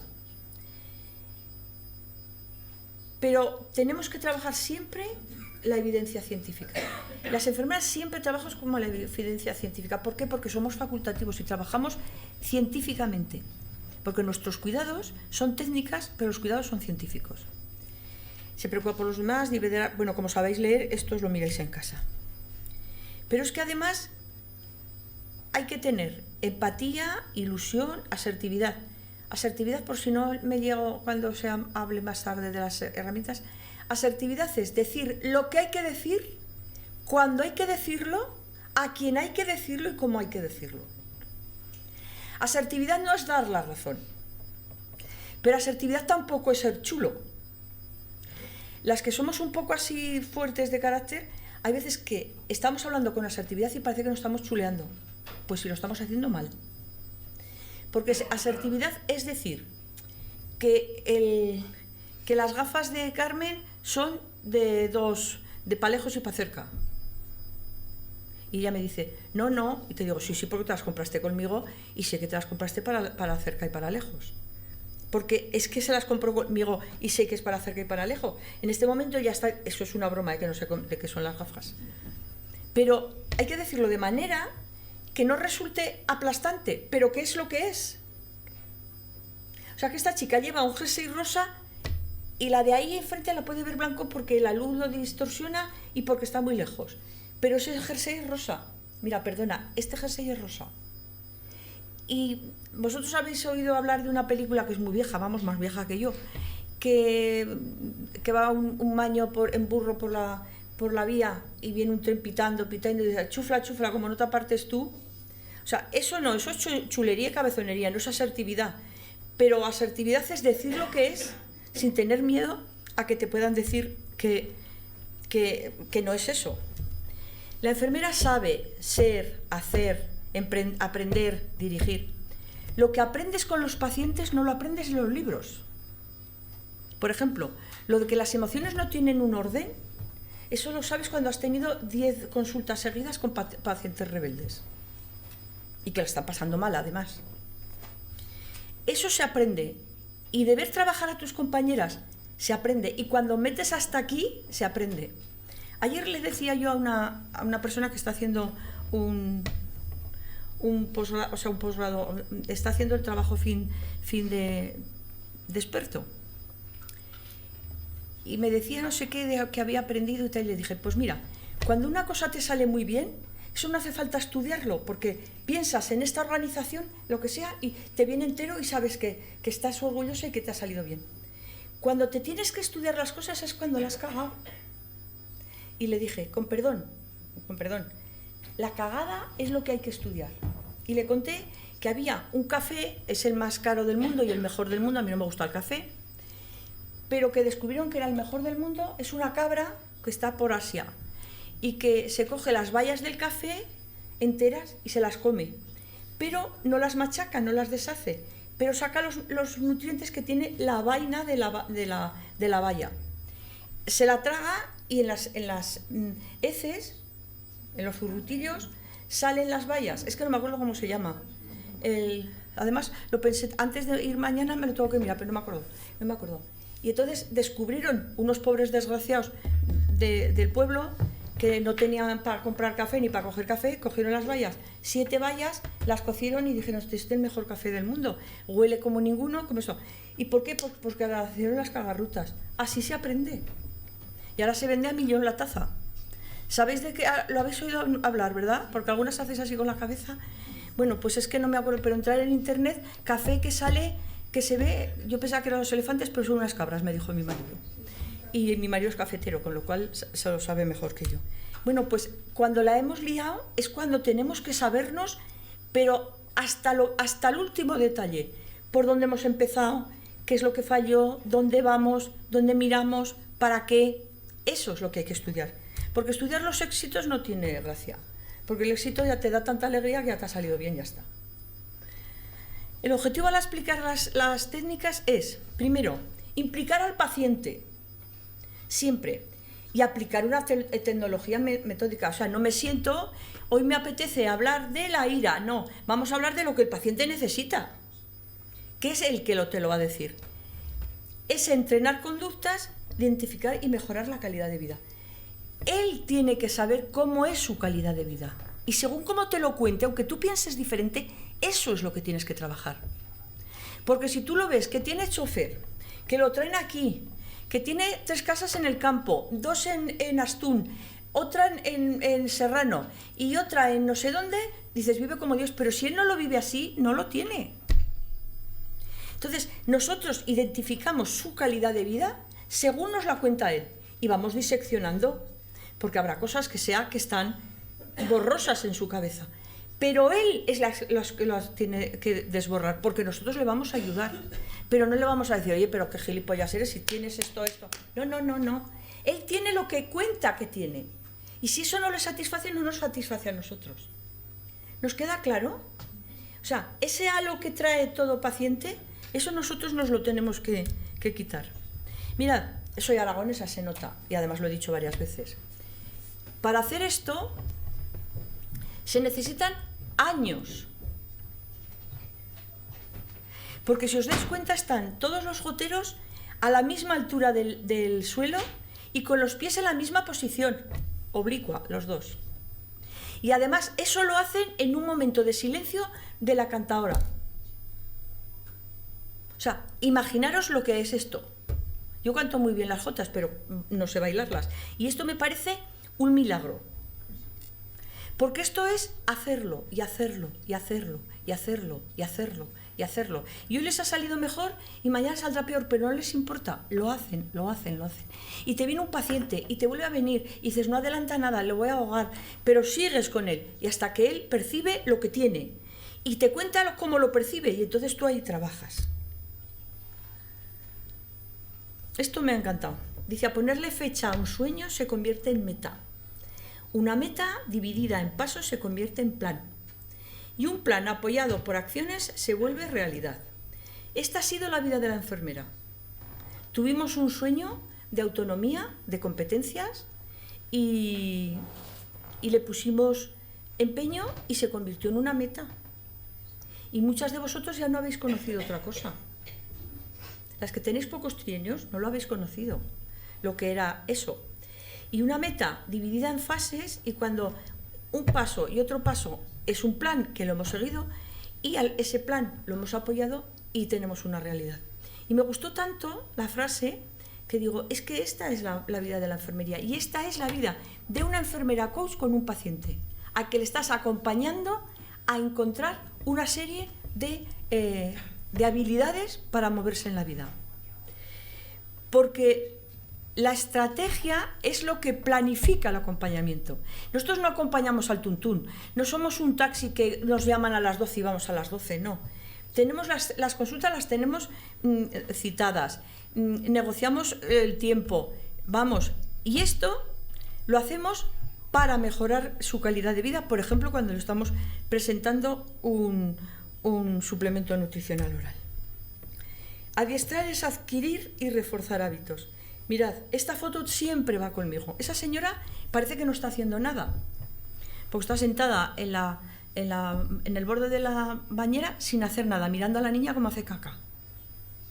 Pero fijaros, esta niña con el orinal no está en el salón mientras su madre está viendo una novela de las que echan en la 1 o en la 3, no sé, echan novelas por las tardes. Está en el baño y además el orinal se lo ha puesto al lado del váter. Cuando esta niña sea autónoma, cogerá el orinal y no se pondrá en la habitación ni en la cocina, se irá al váter, al lado del váter. Y cuando ya llegue y le hayan enseñado que se puede subir al váter, no se irá a la bañera, se irá al váter, porque la están adiestrando para hacer cacas al lado del váter. ¿Os dais cuenta del detalle? ¿Cuántas madres y padres habéis visto con el niño en el orinal, al lado del sofá, el padre largo y el niño haciendo las cacas en el salón? Vamos, lo habéis visto seguro. Esta señora de la izquierda es paseada por el perro, bueno, es arrastrada por el perro. Sin embargo, este tío se ha atado al perro y el perro va al ritmo que marca. No sé si él se habrá acostumbrado al ritmo que marca el perro o el perro al del hombre, pero van los dos unísonos. El de la derecha ya es un figura porque lleva tropecientos 42 y los lleva y encima no se han liado en las cadenas. Eso tiene mucho mérito, ¿eh? Bueno, y se me olvidaba, el niño con el periódico, pues lo que está haciendo es lo que ha estado viendo, pero ya es autónomo y es solo. ¿Qué es un hábito? Un hábito es la intersección del espacio, del conocimiento, del deseo y de la habilidad. Del conocimiento, lo sé hacer y lo comparto contigo. Del deseo, estoy motivado para que aprendas y además quiero hacerlo. Porque yo puedo ser la mejor enfermera del mundo, pero si me viene un paciente a preguntar algo y no quiero hacerlo, no se lo explico. Y luego, la habilidad. La habilidad es un componente que es teórico y es práctico, porque tienes que conocer unas cosas, pero después tienes que saber decirlas, y tienes que saber contarlas, y tienes que saber que lo consiga. Esto también va conmigo a todos los sitios. Es de mi primera clase, o de mi segunda clase, o mi tercera, de mis apuntes de clase, y va conmigo a todos sitios. Le he puesto yo los martillos, porque yo soy muy manazas, no sé hacer nada. De casas de arregletes, de manitas, no tengo nada, no sé, vamos, no sé si he clavado alguna vez en mi vida, yo creo que nunca nada. Pero sí que sé que para cuando un clavo está mal, hay que quitar y quieres poner otro, hay que quitar el clavo y poner otro. Eso sí que lo sé. Para poner un hábito, tienes que quitar primero el otro hábito. Dice un proverbio chino que si tienes una copa de vino y tienes que poner té, primero tienes que tirar el vino y luego poner el té. Primero tienes que quitar el hábito pernicioso y luego tienes que empezar a trabajar hasta conseguirlo con el hábito que quieres conseguir. ¿Y por qué has cogido el hábito? Y el hábito es memoria y la memoria hace hábito. ¿Os dais cuenta? Que estoy haciendo un juego de palabras no porque quiera, sino porque es que es así. La memoria hace hábito y el hábito hace memoria. Y por supuesto desarrolla la inteligencia. Y luego vienen los instintos. Los instintos es una reacción impulsiva. Hay un instinto defensivo que esto en la consulta la vemos totalmente, porque hay pacientes que se sienten agredidos cuando le estás diciendo es que hay que quitar esto. Una cosa que a mí me llama la atención es que hay muchos médicos y muchas enfermeras que en la consulta preguntan cuánto comes, cuánto pesas, cuánto mides, cuántas veces comes. No preguntan nunca cuánto bebes. No preguntáis en la atención primaria a una persona cuánto bebe de alcohol. Yo hice una vez una sustitución de una semana a una compañera mía. Yo tengo el diploma de empresa. Y fui, y entonces empezaron de una empresa, vinieron, yo les preguntaba, ¿y cuánto come? ¿Y cuánto bebe? Dice, pues lo normal, me dijo a mí el primero. Y digo, ¿cuánto es lo normal? Pues lo normal. Digo, es que mire, yo no bebo nada. Entonces, para mí lo normal es no beber alcohol. Hombre, si empezamos así, me dijo, digo, pues es que ya hemos empezado. Usted dígame cuánto bebe, yo veré si es normal o no. Total, que se levantaba un carajillo. Almorzaba con una botellita de vino. Cuando salía de la empresa, antes de subir a casa a comer, con los amigos se tomaba un chupito, un vino con una gamba o con lo que sea. comía con vino, merendaba con vino y cenaba con vino. Y después echaba un carajillo, pero por separado, el café y la copa de coñac. Eso era lo normal, casi. Yo con los pelos estaba así. Pero además es que se lo mostré. Digo, pues menos mal que es lo normal, digo, porque para mí esto tiene una palabra que empieza por B y acaba por O. Digo, búsquela en el diccionario. No será para tanto, yo creo que para más. Y lo escribí en la historia. Y luego me llamó el jefe de la empresa. Dijo, oiga, que no me había pasado nunca esto en una ¿cómo se llama? Una revisión, los reconocimientos. Un reconocimiento, digo, pues oiga, yo es que soy así de rara. Soy hospitalaria y me ha tocado esto. Bueno, pues eso. Lo normal. Y luego hay otro instinto que es el ofensivo. Cuando a un paciente le dices, pues a lo mejor tenemos que hacer, oiga, ¿usted qué me está llamando? No te estoy llamando nada, te estoy diciendo que a lo mejor tendríamos que empezar, antes de con el tratamiento de tal, a lo mejor intentar, quitar unos kilos y así podrá doblar mejor las... Pero yo no lo estoy llamando gordo, le estoy diciendo que tiene que quitarse unos kilos para que pueda doblar las rodillas. Y luego está el instinto nutrición. Si tienes hambre y ves cosas, tienes que comer. Quiero decir, y luego, no sé si es aquí o en otro curso que hemos dado, que ya no sé dónde estoy, hay que distinguir mucho entre el hambre y el apetito. El hambre es la necesidad fisiológica que tienes el estómago vacío y igual te da meter lo que sea, pero tienes que meter algo. Y el apetito es, hoy ¿cómo me comería 2 porciones de chocolate? Hoy ¿cómo me echaría ahora un cubata? Yo qué sé, un algo. Eso es el apetito. El apetito no es una necesidad, el hambre sí. Bueno, y después es muy importante cuando estamos haciendo el adiestramiento nutricional contar con la crononutrición, porque mi amiga Marta Garaulet, que es catedrática de Fisiología de la Universidad de Almería, de Murcia, y que es la que ha empezado a hablar de cronobiología y nutrición, descubrió con todo su equipo que no solamente interesa, hablando de obesidad, lo que comes, sino cuándo lo comes y cómo lo comes. Entonces ella ha visto, y hay evidencia científica, que todo lo que comemos antes de las 2 de la tarde en la comida engorda menos que si se come después de las 3 de la tarde. Claro, ¿qué hacemos las enfermeras si salimos a las 3? Pues en vez de irte al café a las 10 y después a no sé qué, no te vas al café a las 10 porque no tienes tiempo y además como están las plantillas ahora, imagínate tú, para desayunar 2 veces. Y almuerzas a las 12 y te comes pues un jamón, almuerzas a las 12 o las 12 y media. Llegas a casa, te echas una siesta, te despiertas y haces un poco de merienda. Y luego cenas. Todo lo que cenamos después de las 9 de la noche engorda cantidad. Todo lo que se cena antes de las 8 y media, antes de las 9 de la noche no engorda. Lo mismo. Hecho con 700 personas de grupo comiendo la misma comida, pero con los distintos horarios. Entonces, la crononutrición lo tiene que saber una persona que está haciendo coaching, porque esto le ayuda a saber cómo tiene que hacerse el plan de ataque. Esto es lo que os decía, que esto me lo he hecho yo a la diapositiva, pero vamos, es eso. Tírate a la piscina, que yo estoy aquí y te sujeto y te voy a enseñar, porque yo sé nadar, pero yo te voy a sujetar a ti mientras lo estás haciendo. Es lo que os contaba al principio. Y por eso digo aquí, ojo, que para adiestrar hábitos dietéticos y terapéuticos con técnicas de coaching hay que saber ser profesional de la nutrición. Pues si no, los ejemplos no valen.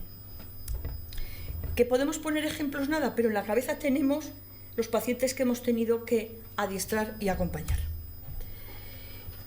Distinguir en el acompañamiento cuándo es para dietética, cuándo es para dietoterapia o cuándo es para nutrición enteral o suplementos nutricionales orales, porque es diferente. Y cuando tienes que adiestrar a un paciente con nutrición parenteral que no se le va a llenar el estómago nunca, eso es muy jorobado, porque el paciente puede tener hambre, porque los nutrientes entran por circuito venoso y pasan al circuito, y ya no, el estómago no se entera. Y eso hay que contarlo, ¿eh? Y hay pacientes que no tienen estómago ni tienen tracto digestivo para meterle ni una oliva. Bueno, una oliva es una cosa que tiene que hacer mucho metabolismo, pero ni siquiera un agua de limón. Y eso hay que saber mucha nutrición y hay que ser muy buena enfermera y tener mucho criterio de adiestramiento para saber cómo tienes que vencer ese hambre y ese apetito. En la nutrición enteral está chupado. ¿Por qué está en la nutrición enteral chupado?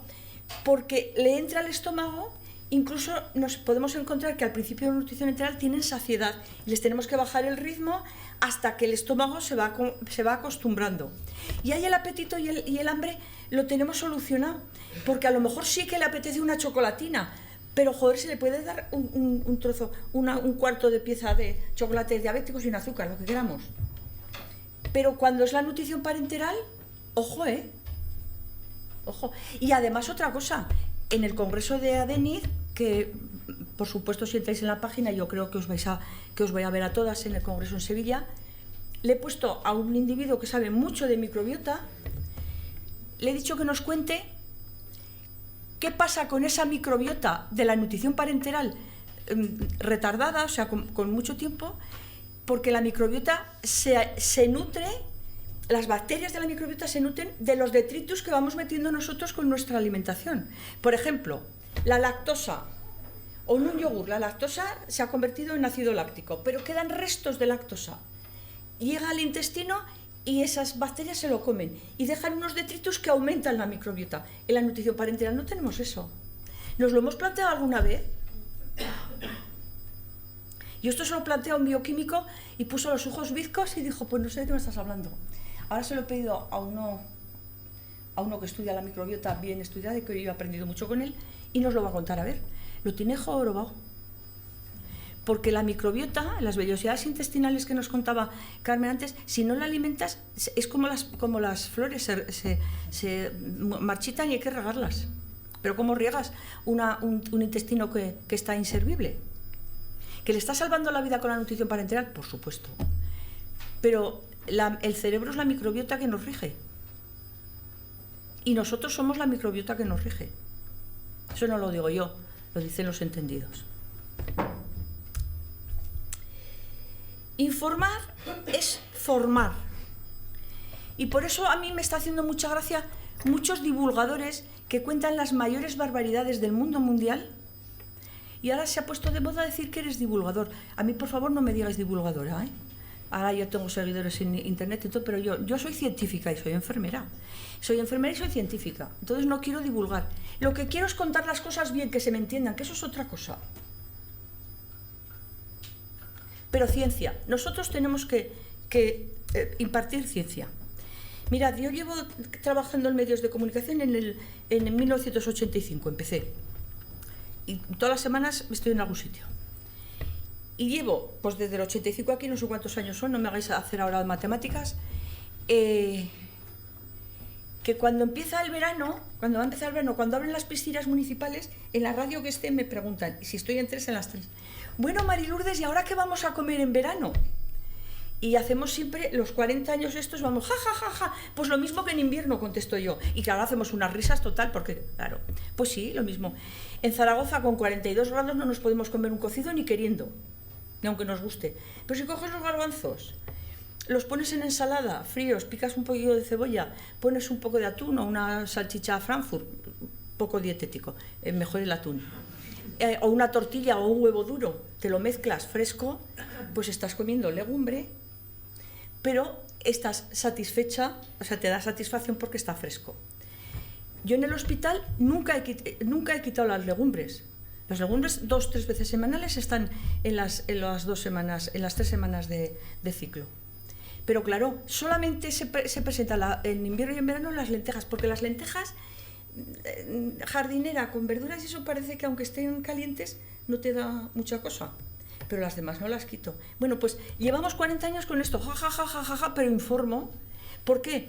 Porque lo importante es que nosotros, los alimentos seguimos comiendo los mismos, lo que pasa es que lo que cambiamos son las técnicas culinarias, que eso es lo importante. El circuito del entrenamiento, esto os lo quitáis. Esta Mafalda me tiene enamorada, la que señala y dice, ¡oh, qué bien le ha salido esto! Porque hay que hacer varios entrenamientos. Tenemos un solo paciente, pero es un ser biopsicosocial. Insisto, es la 4ª vez que lo digo esta mañana, soy muy pesada. Hay que hacer entrenamiento racional con formación. Hay que hacer entrenamiento emocional con las herramientas del entrenamiento emocional que veremos luego. Hay que hacer control de los pensamientos automáticos. Es enseñarle al paciente que te vienen unos pensamientos a la cabeza que te los quieres quitar como si fuera una mosca, pero no puedes. Y entonces hay que enseñar los trucos. Primero, conocer qué pensamientos son. porque te puedes encontrar con que son pensamientos autolíticos.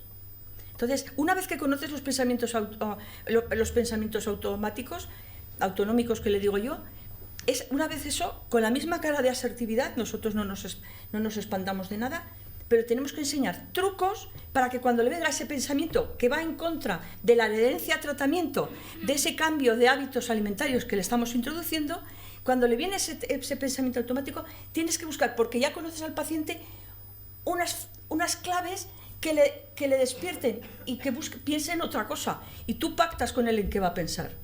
Y uno te puede decir que está pensando en volver a Salou, a veranear, y otro te puede decir que está pensando en la chica que lo dejó plantado. Lo que sea, pero los pensamientos automáticos, que siempre son malos, tenemos que poner las claves para hacerlos, para ir contra ellos. Y eso no nos descabalgará al paciente de la adherencia al tratamiento. Luego hay que hacer entrenamiento situacional. La programación neurolingüística, porque no tenía tiempo, solamente he traído una cosa, un pequeño que lo pondréis, pero tengo una diapositiva buenísima que es un texto grande escrito mal y todas lo sabéis leer. Luego hay que hacer, viniendo del circuito de entrenamiento, el manejo de habilidades y la resolución de problemas. No se puede ver problemas ni enseñar a resolver problemas si no se tiene un manejo de habilidades y si no se tiene una adherencia a unos conocimientos que se han ido metiendo en tu ADN. Es imposible. Y eso es lo que se evalúa. E insisto, cuando esa evaluación de resultados esperados coincide con la evaluación de los resultados obtenidos, es cuando empezamos a decir, este paciente puede ser dar de alta, aunque lo vayamos revisando. La PNL, bueno, la programación neurolingüística es un conjunto de semántica y de lenguaje y también de dominio de colores y de actitudes. O sea, son cosas que van relacionadas.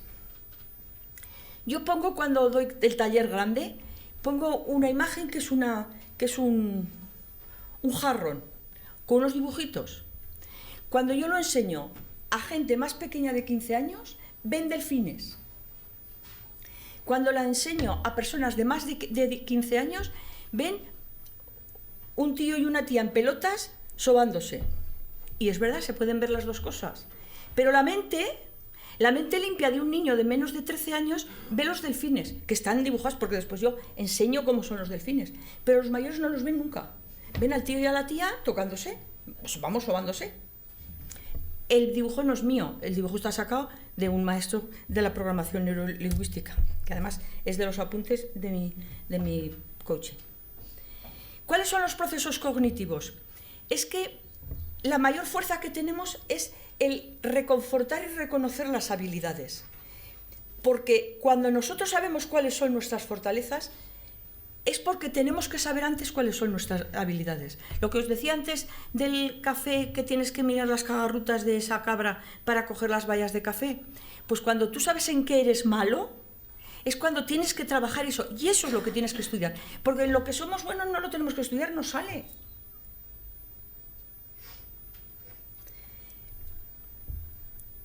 Entonces, los procesos cognitivos se almacenan. Es una serie de datos que nosotros tenemos almacenados de los que tiramos para la programación neurolingüística y lo vais a ver ahora. Y además nos hacen recuperar la memoria. Fijaros. Es que ahora igual no me he puesto esa diapositiva y no tengo ninguna otra cosa. Bueno, para el intercambio de patrones hay que tener unos patrones cognitivos que hemos dicho y luego unos elementos comunes que son los del paciente que nosotros compartimos con él. Y hay que hacer un análisis, pero sobre todo controlar cómo son los afectos, cómo son las relaciones sociales, lo que nos decía Idoia de la disfagia que retraen las relaciones sociales, eso va a misa. ¿Cómo son las experiencias? Una persona que las experiencias es de una vida jorobada, pues le tendrás que hacer unos pensamientos automáticos que sean agradables, porque si no siempre le van a salir las experiencias negativas. Y es muy difícil hacer medrar a una persona en unos cambios de hábitos cuando no le has cambiado las experiencias de vida, porque las lleva ahí. A mí me gusta mucho ese ejemplo con las personas que se rehicieron su vida después de estar en los campos de concentración. Bueno, pues eso. porque son los pensamientos y los patrones. Vale. Voy a llegar a donde quiero llegar. A ver, la última frase. No hace falta que la leáis en alto, si no pareceremos chicas de escuela. Esto parece increíble, pero es totalmente cierto. Y no está escrito así. ¿Lo habéis leído todas así?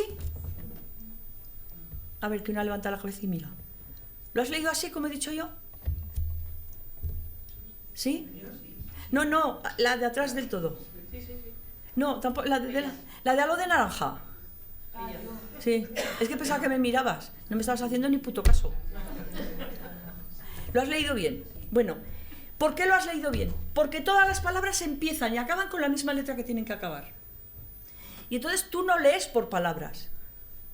Tú lees por estructura. Y por eso yo tengo un texto explicando lo que es la programación neurolingüística mal escrito y lo lee todo el mundo bien. ¿Por qué? Porque tenemos la experiencia y tenemos el control. ¿Os dais cuenta cómo vamos en una actitud progresiva de cómo son los pasos para hacer el adiestramiento nutricional? ¿Y por qué nos basamos en hechos científicos? Sean los que sean los ejemplos que tenemos. Y esta programación y esta forma de actuar es igual a la patología que tengamos. La tenemos que poner en marcha de esta manera. Las enfermeras tenemos una cosa buena que nos viene ya por vocación, por instinto, por educación científica, por prácticas que hemos hecho con pacientes antes de darnos la titulación. Y es que usamos la evidencia científica como primer patrón nuestro y con una metodología que ya no te digo que sigamos los protocolos y las guías, porque hay con algunas que me rebelo. Pero tenemos técnicas de compasión y lo vivimos con pasión. Es la 4ª vez que lo digo esto hoy. Y eso es importante. Si no tenemos técnicas de compasión con MP, no podemos actuar con pasión NP. Porque en el fondo vamos a minusvalorar a esa persona que tenemos enfrente, a la que estamos ayudando y acompañando en ese trayecto. Por eso es importante que sepamos adiestrar y analizar a ese paciente, que el pensamiento provoque una emoción y esa emoción provoque un comportamiento. Porque si el pensamiento, sin pasar por la emoción, provoca un comportamiento, el comportamiento va a ser siempre disruptivo, siempre. Porque no va a ser un comportamiento emocional, que es lo que nosotros sabemos manejar. Y cuando una mala noticia, que es un cambio de hábitos alimentarios, que es una mala noticia casi siempre, pues entonces se nos va a quedar corto. Por eso los efectos de la conducta del individuo siempre están determinados por cuál sea la forma y la estructura de ese mundo que él tiene. Por eso nosotros no juzgamos. Lo hacemos con empatía, pero no solamente poniéndonos en sus zapatos, que eso está muy bonito dicho. La empatía va más allá, es poner las tripas y el corazón en ese individuo al que queremos acompañar, para que salga él solo. Porque nosotros lo que buscamos es que se emancipe pronto. Mirad, a mí se me murió una hija, bueno, la única hija que he tenido, y me daban baja y todo, y yo no quise coger la baja.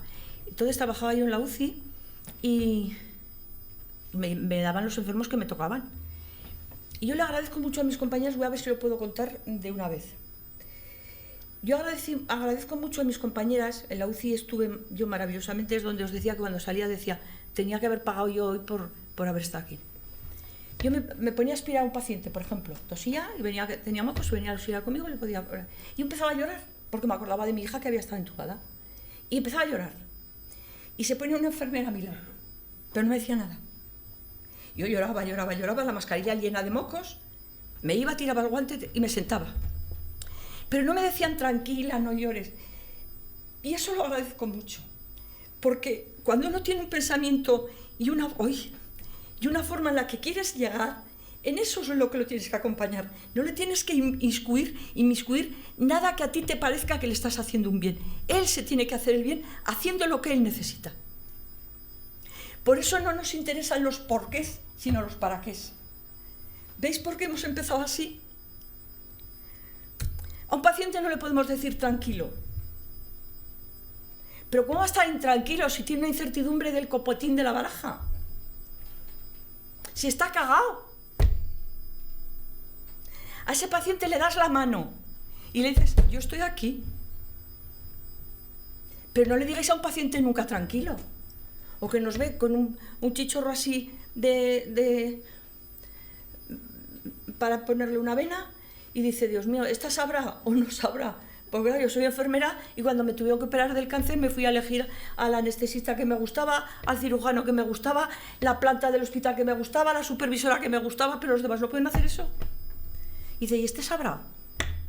Yo tenía un papel al principio de trabajar en la UCI que decía, en caso de accidente que no me atienda ni fulanito ni menganito, porque no sabían intubar, y yo me cagaba a pensar que me iban a llevar ahí, que me iba a intubar ese. Y no se lo creían hasta que lo enseñé, y me decían, pero es que no tienes vergüenza encima de decírnoslo, joder, aprender. Pues eso. Bueno, el proceso de atención y seguimiento, estoy acabando ya, Mari Carmen, es proporcionar una disciplina y un constructor, porque es que si no, no sale la adherencia a tratamiento. Y vuelvo a repetir que es que nosotros trabajamos con un ser biopsicosocial, que no nos importa que esté gordo o flaco, sino nos importa dónde vive, cuántas escaleras tiene, qué pensión tiene, qué come, si son 2 o son 1, si tiene que guisar él o se lo da guisado. Y eso la enfermera lo tiene que saber.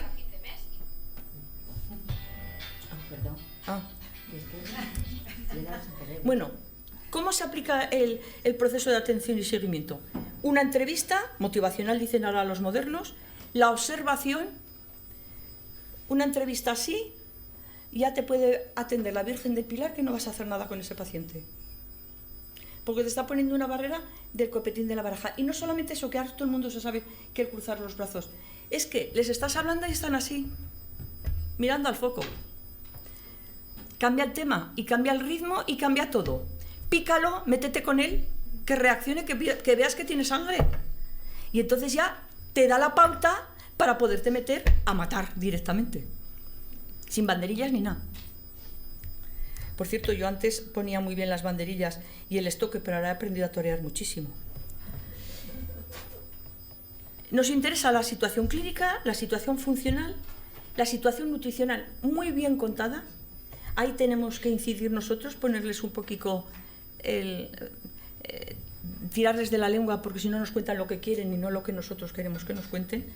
La situación cognitiva y anímica y la situación social. Adiestrar es practicar la educación. Este me encanta, dice, nuestro derecho a la educación es tan indiscutible, dice, que no hay ni la más mínima esperanza de que alguna alma caritativa nos lo quite. Bueno, pues que es que no quiere ir al colegio, pero nosotros lo que tenemos es que pensar que nosotros tienen un derecho nuestros pacientes a saber. El liderazgo en el adiestramiento nutricional. El líder nace, después se hace. Esas son reflexiones que yo os hago. El líder acompaña. El líder que está subido y dirige no es líder. Porque os he dicho que el líder se baja y empuja, o se baja y empuja y tira. Tira y empuja. El líder escucha y habla. El líder hace las dos cosas, pero primero escucha y luego habla. El líder también tiene que saber cuándo hay no que escuchar, o sea, que no escuchar, porque hay chorradas que no valen para nada, o sea, que no las hace el equipo, sino que las hace una persona buscando su bien. Entonces a esos no los escuchas. Bueno, eso es mentira. Con los pacientes se escuchan a todos, pero a los equipos, pues bien. Y el líder, sobre todo, reflexiona los resultados. Cuando los resultados no son buenos, no son culpa del paciente, no es culpa. El problema ha sido que nosotros no hemos sabido dirigir a ese paciente. Dirigir tampoco, aconsejar y seguir a ese paciente. Y luego el líder, mira, el uno está pensando en los F-18 y el otro está pensando en leche. Es imposible, no pueden llegar nunca a ningún sitio. Uno de los dos tiene que bajarse del avión o quitarse la leche, pero tienen que pensar en lo mismo. Cuando nosotros estamos adiestrando, el paciente tiene que estar en esa sintonía, que si no sabe, nosotros le ponemos la sintonía. Porque también tenemos que hacer algo, o sea, lo dejamos todo en sus manos, pero la negociación, porque primero hay que comprender y luego ser comprendido. Y estas son las herramientas que en el próximo curso que hagamos empezaré ya directamente por estas y las trabajaré una a una. No obstante, lo tenéis en los apuntes y os las estudiáis. Y si no he puesto mi correo, pero os lo podéis tomar, DE Torres 54. ML DE Torres 54 @gmail.com. Cualquier cosa que necesitéis que yo no haya sabido explicar y que vosotros queráis tener más, fíjate, me escribís, me decís que sois, porque yo no tengo el listado de quiénes sois, me decís que habéis sido asistentes a este curso y os contestaré con el mayor agrado posible en ese momento y situación. ¿Qué cosas? Como estamos acostumbrados a darle toro con el dedo, venga a pasar las diapositivas dándole al dedo de la pantalla y no pasan. Sí. Bueno, valoración de la actividad motivacional, ya me voy a quedar aquí. Voy a pasar... y esto os lo voy a decir antes de nada. Mirad, estas son los pacientes que nos podemos encontrar en una consulta. Los hay simpáticos, pero mentirosos como la madre que los parió. Los hay serios, pero constructivos. Los hay asertivos, los hay antipáticos, los hay empáticos. Y no sabemos, cuando abrimos la puerta, no sabemos qué paciente nos... O sea, que nosotros afortunadamente en la pública no elegimos a los pacientes. Y los tratamos con el mismo amor que si los eligiéramos. Entonces, estas mafaldas que a mí me encantan, a mí me gustan mucho las respondonas, las que lo saben todo y después les desmontas porque les demuestras que no tienen ni puta idea. Esas me encantan. Igual que cuando vienen con los mecanismos de defensa, porque a nosotros nos tiene que interesar saber qué piensa el paciente de su... Eso se lo tenemos que preguntar. ¿Qué escucha, qué habla, qué cuenta, cómo lo cuenta? Y voy a buscar... Esto es lo que os decía del vaso de té. Bueno, pues me parece que no... Os iba a decir... No me acuerdo. Así, esto es a lo que me refiero, es que, ojo, esos pacientes que... ¿Lo voy a hacer? No, es un proceso. No lo haré, no puedo hacerlo, no sé si podré, cómo puedo hacerlo. El proceso de reflexión es lo que lleva a la adherencia a tratamiento y es lo que hace el acompañamiento del coaching. Pero cuando viene esto otro, a mí me da mucho miedo, el quiero hacerlo, lo haré, lo hice, ya está. Como se ha saltado la mitad de las frases, va a durar como un caramelo a la puerta de una escuela. Porque no ha hecho introspección de lo suyo. Así, en los mecanismos de defensa, lo veréis, pero os lo voy a explicar, pero lo veréis. En los mecanismos de defensa tenéis una viñeta en la que pone unas personas que te vienen así chulos y engreídos. Esos son los que mejor vas a trabajar con ellos, porque son los que antes se deshacen. Pero cuando se ponen prepotentes de ellos y más, tú le tienes que demostrar que sabes más tú. O sea, ahí no vayáis con políticamente correcto ni pasando las manos por el otro. Cuando uno viene, oye, es que me han dicho que... No, yo te voy a dar aquí una clase de ciencia. No de ciencia ficción que tienes tú. De ciencia evidenciada. Os lo miréis cuando lleguéis a los mecanismos de defensa, que está bien. Bueno, pues ha sido un placer. Esto os lo miráis. Hasta. Eso, la arrogancia y el sarcasmo, esos tienen muchos caparazones. Entonces a esos tratadlos con cariño, pero con cuidadín. Esto es muy bueno. Bueno. Es que quiero daros las gracias con esto que me he montado. Bueno, que recordar que prepara el adulto crónico para resolver situaciones nuevas y que hay que pasar siempre el cepillo para limar. Antes de pintar, siempre hay que pasar el cepillo y que pases la mano y esté todo bien pulido. Entonces ya puedes pintar el mueble. Bueno, pues esto es todo, amigos.